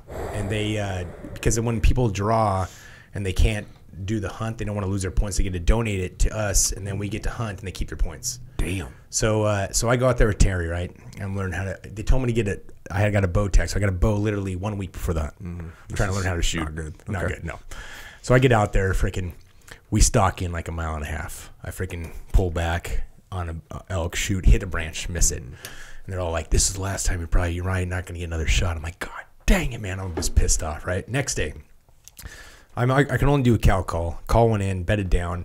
Terry's like, I'm coming to you right now. We're gonna get this guy. Okay, all right. He comes in. As soon as he comes in, steps up, starts moving. We're moving on it, stalking in, get close, freaking shoot, hit another branch, miss it. Damn. I freak out at this point. I'm like, fuck. He takes off. I just start sprinting over the mountain, down the mountain. Take another shot, miss him. I'm sprinting for about 2.5 miles. Terry's trying to catch up to me the whole time, calling me on the radio, being like, calm down. He'll come back to us, but I don't hear. I'm just sprinting. Take another shot. Waste 4 arrows at this thing, right? He finally catches up and he's like, bro, were you even a fucking sniper? like, dude, what did I get myself into? You're just running through the forest after an elk? You know, I'm like, I almost got him. I was like, just calm the fuck down, dude. so he, I was like, so I learned a lot on that one. Yeah. And at the end, Did you get one? Yeah, I got one. Yeah. Nice. Double long shot, 70 yards. It was good. That's a good shot. Yeah. Well, he was teaching me, like, in the beginning, I was missing everything. And he, like, sat with me every day. And, like, well, if you had your bow for 1 week, yeah, that's not good. So, like, during that 2 weeks I was hunting, he taught me. Now I'm good to go. What does he do for a living? Just hunts, and he does, he teaches sniper school. Awesome. But, he gets sponsored by a couple people. He's retired. You know, I think he did 17 years of Damnick. And so now he's just hunts a lot. But he's a cool, chill guy. Never, but until you take off running, like we ran out of water. And he's like, "Damn, bro, hunting with you fucking sucks." But yeah, that's freaking legit. But yeah, I love bow hunting, man. That's the best. Do you have a range? Can you shoot at your house? Do you have enough yardage? I set up 120 yard at my house. Oh, sweet. I got a big old long couple acre lot. So nice. I got that, and then there's a couple live courses by us too. Sweet. Where you can walk around. Yeah. Yeah, Vegas is cool, man. Vegas is cool. Yeah, it was weird. You know who Alex Honnold is? I don't. He's like the rock climber that climbed El Cap, amongst a billion other things. But he's like the best rock climber in the world. Okay. I guess, can I say that? There's probably someone that's like, well, actually, he's not technically, but whatever. He's a good rock climber. He's freaking badass. He climbed El Capitan in Yosemite with no ropes. Like, the dude's freaking gnarly. Is he the guy with the Netflix thing too? Doesn't he have a show? Yes, he does. I think it's on Netflix. Or is it HBO or something? I don't know, but he made the movie called Free Solo. Yes, I know what you're talking about. I watched it. That's nuts. Yeah, so he came on, but he lives in Vegas. Yeah. And everyone's like, why the hell would you move to Vegas? And he says he said 20 minutes drive from Vegas and you're at a trailhead. 20 minutes later, you're at a place where you can just die alone because no one will ever find you because you're that remote. Yep. So Vegas has a lot of uncovered gems once you get out of the Strip. Oh, yeah. We live on Lake Mead, or like maybe 10 minutes from Lake Mead, but then we have a river house down on the because remember, dumping down to Lake Mead is the Colorado River that goes down to Lake Havasu and stuff. So we have a river house on the river there. So during the summer times, we're on the river with the dock, and then we cruise down to Lake Havasu, and there's like little restaurants and stuff along the way. And then when you're wintertime, you're in the in Vegas. And Vegas is good because it's the best food in the world. That's so true. Like date night is always awesome. Plus you can fly direct to a lot of different places because a lot of places fly direct to Vegas. Because the casinos subsidize the airport to get cheaper flights and more directs into it to get people quicker to Vegas. To Vegas, man. Let's go. Lockdown. And honestly, I call my crew like the Vegas Illuminati. They're freaking badass. Like all the people I met through the wind, it's like the people that run that town. So if you ever come, let me take you out to the best restaurants and stuff, dude. It's awesome. I used to go to Vegas a lot for UFC when I was cornering a bunch of people, but I still go occasionally. Yeah. Yeah, dude. Honestly, we love it. You know, it's good. And like, you know, even the governor, Joe Lombardo, all those guys, they're all part of a little crew there. And it's good town. It's still got like a cool underbelly. You know, they got the crew. You know, got my homie Jave Chesnoff. He'll never get in trouble again. I like that. Listen, if you look him up, he's like literally the best lawyer in the world. If he comes sick, up top dude. 7. So damn. Yeah. So if you see, we can go in and have a good time. You'll never get in trouble. Freaking bonus program. Got you out of the KL freaking detention center, so that's good. All right, Echo Charles, what do you got for questions? It seems kind of random, but back when you were protecting the ships, right, against the pirates, and you said that it's hard to gauge distance on the water. Why is that? Well, everything always looks closer than it is on the water, you know, so you can't like, you know, if you're on land, you can kind of tell between football fields, right? Yeah. But when you're on the water, you can't really tell that. It's hard to tell that stuff. But what's different about the water than it is but land is when you shoot into the water, you get immediate feedback. So instead of trying to shoot and not know where your rounds are going, it's better to shoot short and then walk your rounds into the person. Right. You know, that way.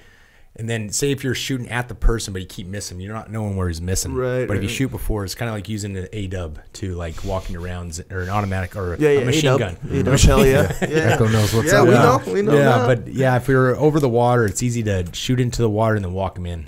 Yeah. I mean, as far as gauging the distance and the difficulty or whatever, does it have to do with the water like moving as opposed to like land? You know how like no, but you got to think too. You got your ship that's going 12 knots. This ship that's going 20 knots. So you have all this change of distance over water. So to try to make a point shot on a rocking boat to a person in another boat, it's pretty impossible. Yeah, you know, so if you're coming, it better be to shoot close and then walk them in past the boat. Huh. You know, you should jump on one of those ships. They're fun, dude. Yeah, it sounds fun. Go on a little hunting trip out there. It's good to go. Yes. A little vacation. Right on. Okay. You know, sometimes I like to go technical. Yeah. You see what I'm saying? But yeah, all my other questions have been answered. Thank you. We got it done. Good to meet you, bro. You too, buddy. Ryan, any closing thoughts, bro? No, everybody listen. Just keep crushing life. Don't be a pussy. I like it, man. I think your wife says that on a pretty regular basis too. Yeah, I had to get it tattooed on my wrist because she says it so much. Right on, man. Well, thanks for joining us, bro. Thanks for sharing your insight, your lessons learned. Most important, thanks for your service to the country and to the teams, and thanks for being a badass frogman, man. Appreciate it. You too, buddy. Thank you for having me on. And with that, Ryan Bates has left the building. Yep. Did you know when we were talking about War Machine? Yeah. You remember that whole time frame, right? Of course. It's strange, isn't it? Oh, time frame, yes, in real life, yeah. Back like both when War Machine was kind of around, and then in the post. Oh yeah, fully. So War Machine, actually, I knew not as good as him, but I knew War Machine. My first you have eras in your training. So when I first started. War Machine was one of the main guys that I would be training with. It was like War Machine. Matt Tyra was down there every once in a while. Just old school guys. Dean Liz. No, it was Brent. Remember Brent? Yeah. And then, some other guys. But yeah, he was there. That's how I met him. And I remember thinking, War Machine is kind of a dope nickname. Then later on he changed it. But he was always like actually cool. Yeah, he didn't seem crazy or nothing like that to me. He seemed normal. Hold on, though. Would you say, even though he seemed normal, did you see a little tinge of like crazy eyes? Nope, not at all. Tinge, only online. This was back in the MySpace and Facebook days, and only through that I was like, these rants are kind of like fueled by some other side that I haven't seen in him in real life. And I'm gonna like hard training too. You know, like some people when you train hard, you see little tinges of temper, and that, but nothing, all normal, like freaking good training, you know. And then I actually ended up doing his website later on, in maybe 2007-ish, warmachinemmA.com. So, I had dealings with him. Like all normal, but I would see the stories, like in the news, and then that Thrusters fight. I remember that too. And he did a rant online about that, like freaking, they just wrongly accused me. And I kind of, for whatever, because I knew him in real life, I was like, fuck, I kind of believe him. Like, That's how normal he was in real life with in my experience, which was weird. I mean, hey man, it is what it is. It's another little part of Ryan Bates's. Like, what did he say when he was younger? He's like, I want to make stories, or I want to have good stories to tell, or something like this. There you go. He got some good stories. Yeah, bro, horseback, like breaking horses over in Afghanistan. Yeah. And just making it happen. Oh yeah. And I mentioned this to you before, probably many occasions, where I'm starting now to really come to realize, even though I felt like I knew this, I really come to realize that. So Ryan Bates seems like the guy who always is taking some kind of action, like doing it rather than talking about it or reading about it all the time and not doing it. He's taking steps already, physically making it happen. Yeah. Oh yeah.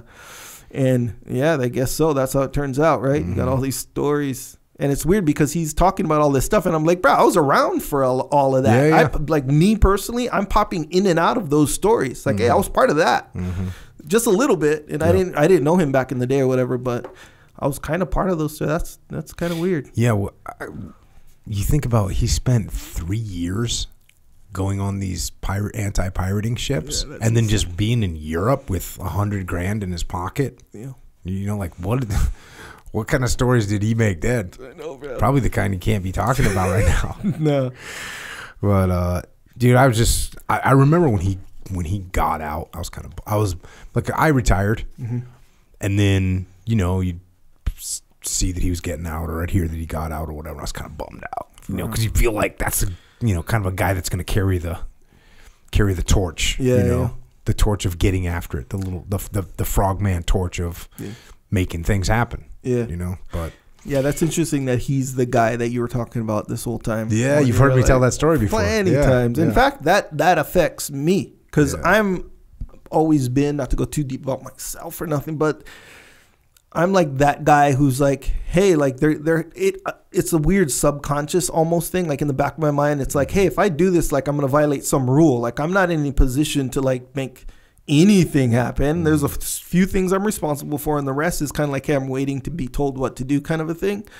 And then to be like, no, if you can actually take action on pretty much everything in one way or another, you can take action on it to make things happen or whatever. And it's like, that was like, that story always was a good, like really legitimate real world reminder of that. Yeah. And I was like I said, I wish I had a little camera and helmet cam. Yeah. Because you could see the look in his eyes changed. Like, I can. And JP tells a similar story when I'm like, put JP on your helmet. Yeah. Well, why? Because I want to be able to see you so I can have you make stuff happen. It's dude, that's so awesome. And they were similar situations because that was JP's second platoon. So you kind of know you kind of look around. If you're cognizant, if you're aware, if you have good situational awareness, you're like, I think I know what we could do right now. Yeah. But the weird thing is, last platoon you were a new guy. Yeah. So no one has told you, bro, you're cleared hot to make shit happen. Yeah. So let's go. Yeah. I felt that. Yeah. Like when you said, it's like, like you're, and it's not like you're cleared hot to be the boss now. Right. It's not that, but it's like, bro, if it's kind of clear, like that something should be done and you know what that is, bro, you can make it happen. And that's a key component. And I mentioned that when I was opening, that the dude, you have to be humble, because otherwise, if you just think you should be in charge of everything all the time, then it doesn't work, because now you're stepping on people's toes and you don't think that boss made a bad call, and you go like, that's a problem. But when you're humble and you're like, oh, wait a second, just like you said, there's a little leadership vacuum right now and I need to help out and I'm going to do it. That is a powerful thing. Yep. Fully. So that's when you have a good platoon. Get some pipe hitters in there to make things happen. All right. And you can see that he went out in the world and made stuff happen. Yep. I mean, he's kicking ass. Oh, yeah. Good to see. So the action part, definitely important. All right, speaking of action, we're working out. Yes, we are. We're getting stronger. Yes, we need fuel. Yes. Recommend? Any recommendations? I think Jocko Fuel. Yeah, I think, I agree with you. Yeah. Hey, check out JockoFuel.com. We've got all the supplementation that you need. We got everything, protein. We've got energy drinks. We got this hydration system right now. Hydrate that I'm drinking. I'm drinking the fruit punch. Yeah. The fruit punch is it tastes very sweet. Yeah. Very sweet, like rewardingly sweet, like Kool-Aid as a child, like fruit punch. Yep. You're correct. Rewardingly sweet. Yeah. Because you know you get some kind of dopamine activities going on when you drink something sugary. Yeah. You get that from this. Yeah. Even though there's no sugar in it. It's healthy. It's real. So check all this stuff out, jockofuel.com. Also, you can get this stuff. We're in a lot of stores around the country now. We're in Wawa. We're in Vitamin Shop, GNC, military commissaries, AFES, Hannaford, Dash Stores, Wake Fern, ShopRite, HEB, Meijer, Wegmans, Harris Teeter, Lifetime Fitness, Shields. That's where we're at. And we're also in a bunch of little gyms, a bunch of little jiu-jitsu gyms around the country, a bunch of CrossFit gyms around the country, a bunch of just gyms. If you want to get Jocko Fuel in your gym, your academy, email jfsales@jockofuel.com. That's what we're doing. The new hydrate, is that in stores yet, or is there like a delay? No, it's landing in stores right now. Okay. But there is a little bit of a delay as it goes out from the warehouses and gets into the stores. But most of the stores, what's cool is you bring your product in. Like, let's say a product's selling our product, right? They're selling milk. You bring them, and they want to try them to see if they want to put them in the store. Everyone said yes. Let's get them in. Because as soon as you try these things, you're like, there's no way this is good for you. Oh, this is good for you? Yeah, straight up. Yeah. Yeah. So 15 calories, by the way. Yeah. Drink as many as you like. Don't care what program you're on. Don't care what program. Because our friends from Arizona was asking, like, oh, wait, can we go buy these now at the store or whatever? I was like, oh, I don't know. Don't know. Yep. So we're there. You should be there. I mean, it's hitting stores. Yeah. And by the time you hear this, it's probably in stores. So that's what we're doing. JockoFuel.com. Check it out. It's true. Also, we make gis. We make jeans. We make shirts. We make hoodies. And we make them all right here in America. OriginUSA.com.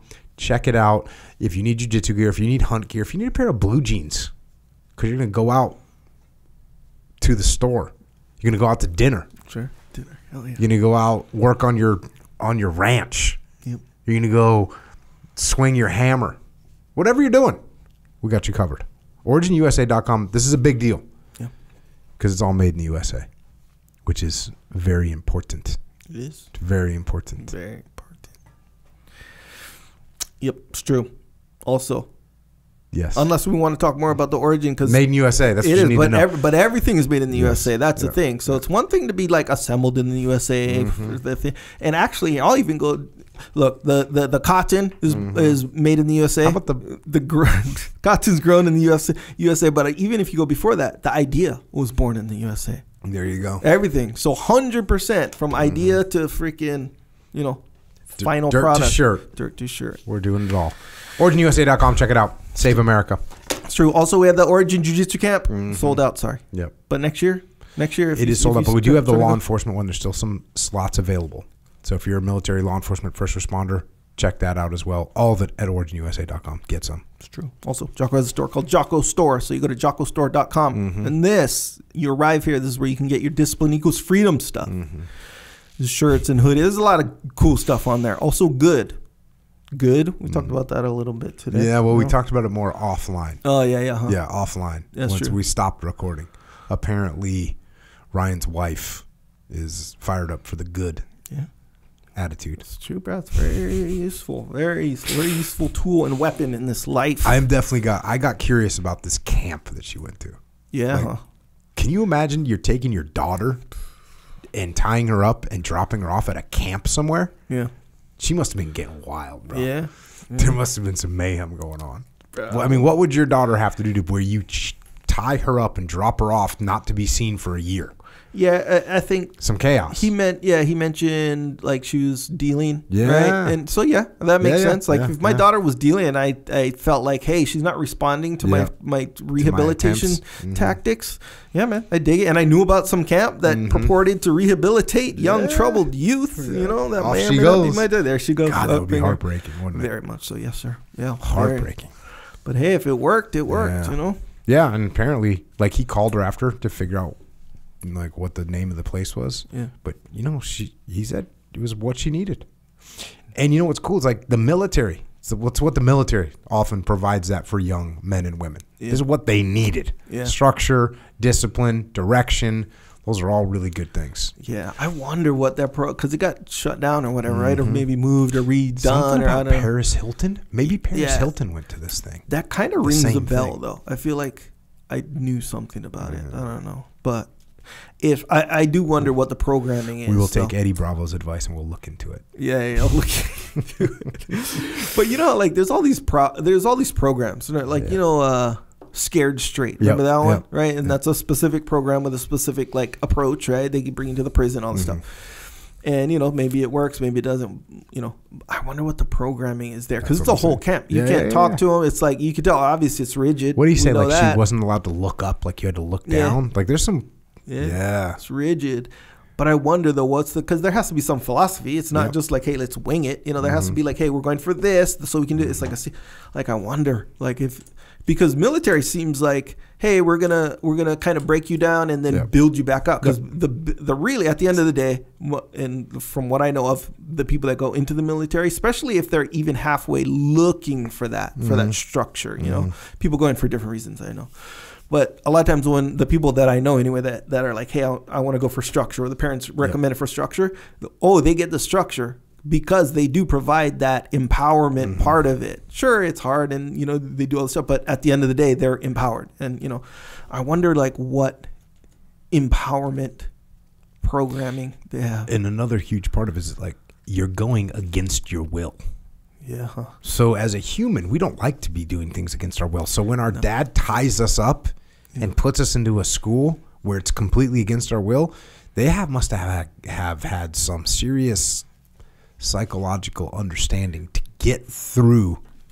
Like, bro, if somebody did that to me, I would never comply to anything that they're telling me to do. I mean, unless it was like, okay, after a month, I'm like, oh, I'll never get out of here. Yeah. You know, I had a friend that was in the brig. You know what the brig is? Yeah. It's like the military jail. Yeah. And I actually met this guy when I was in boot camp.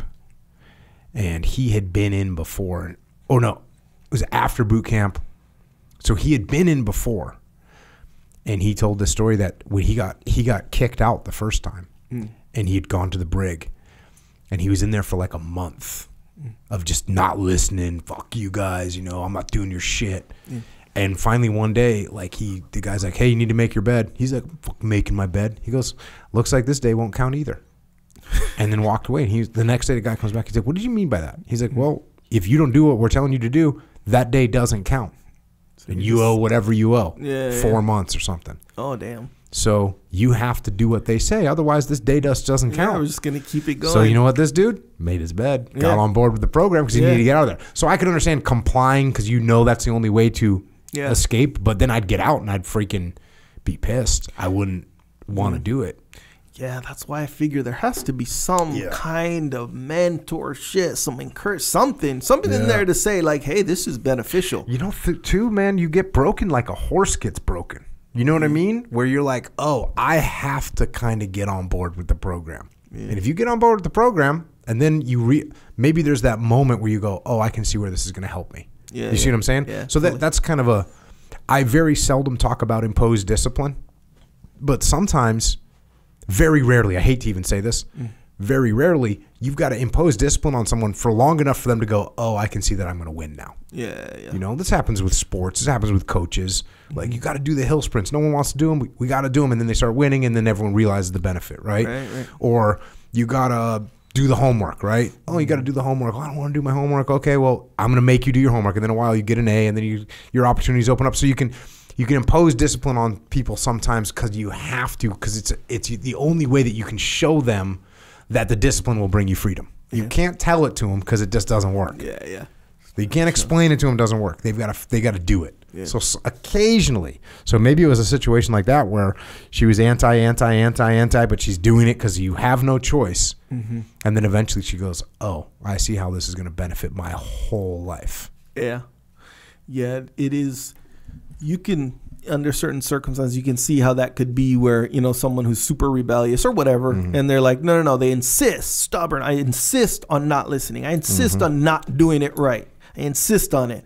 And that one moment of like, bruh, this me rebelling is, I'm kind of tired of it. So I'll listen just for the sake of, I don't want that beef just today though, just because and then they do it right. Then it's almost like it opens their eyes to this whole new world where it's like, wait a second, all these benefits come from just doing it correctly. Oh, sure, I might do this again. And then it slowly gets good to them. And then that's just how afterwards, you know, makes sense. So yeah, good. Yep, good. And if you want to represent good, you can. Anyway, like I said, jockostore.com, that's where it is. Also the shirt locker, new design every month, subscription scenario.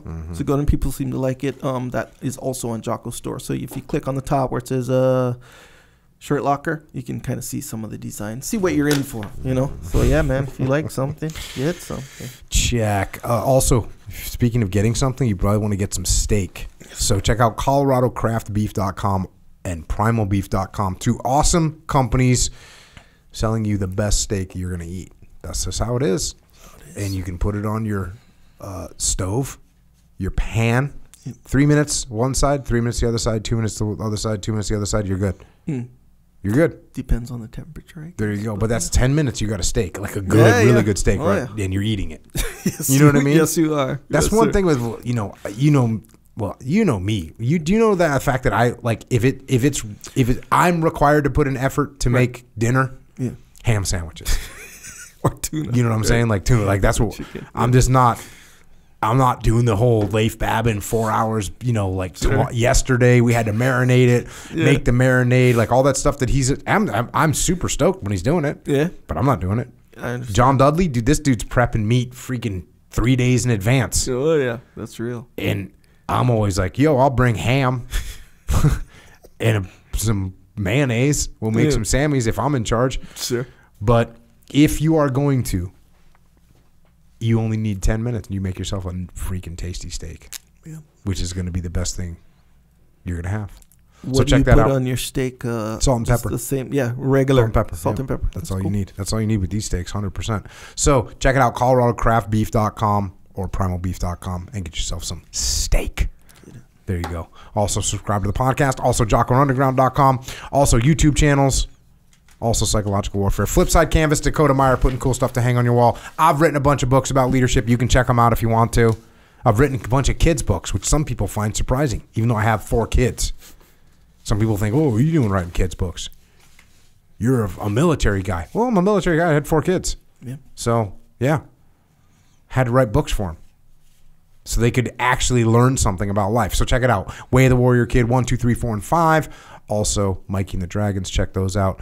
Echelon Front, we have a leadership consultancy. We solve problems through leadership. Every problem that you have is a leadership problem. And the way you fix that problem is through leadership. So check out echelonfront.com for details. We do consulting. We have live events. We have all kinds of things happening. If you want to check that out, that's where you do it. Also, we have an online training program for life. For life. I could tell you it's a leadership program, but it's not just a leadership program. It is a square your entire life away program. Go to extremeownership.com. Check that out. Take some of those classes. Join some of those live sessions. That's what we're doing there. If you want to help service members, active and retired, you want to help their families, you want to help Gold Star families, check out Mark Lee's mom, Mama Lee. She's got an amazing charity organization helping our service members get better. And she does a bunch of other things. But giving them the medical treatment that they need, that the government doesn't provide, that is one of the premier ways that she has helped a bunch of my personal friends save their lives. So if you want to donate or you want to get involved, go to americasmightywarriors.org. Also, we got heroesandhorses.org. You heard Micah Fink get mentioned a few times today. What is a tough guy? Mm-hmm. Micah Fink, tough guy. Ryan Bates, tough guy. Two tough guys together. You know what you got to do? Fight it out. Get the respect. Now we're bros. That's true. But Micah has now opened up his charity organization up in Montana, and they take veterans out into the wilderness so they can reattach to reality and reattach to the earth and reattach to their lives. So check that out, heroesandhorses.org. And also Jimmy May has his organization, beyondthebrotherhood.org, getting guys from the teams into the civilian sector, helping civilian companies win. So check that out as well. And if you want to connect with Ryan Bates, he's on the gram at frogman5326_. Also, if you need ammo or cool t-shirts and hats, go to canoeclubusa.com.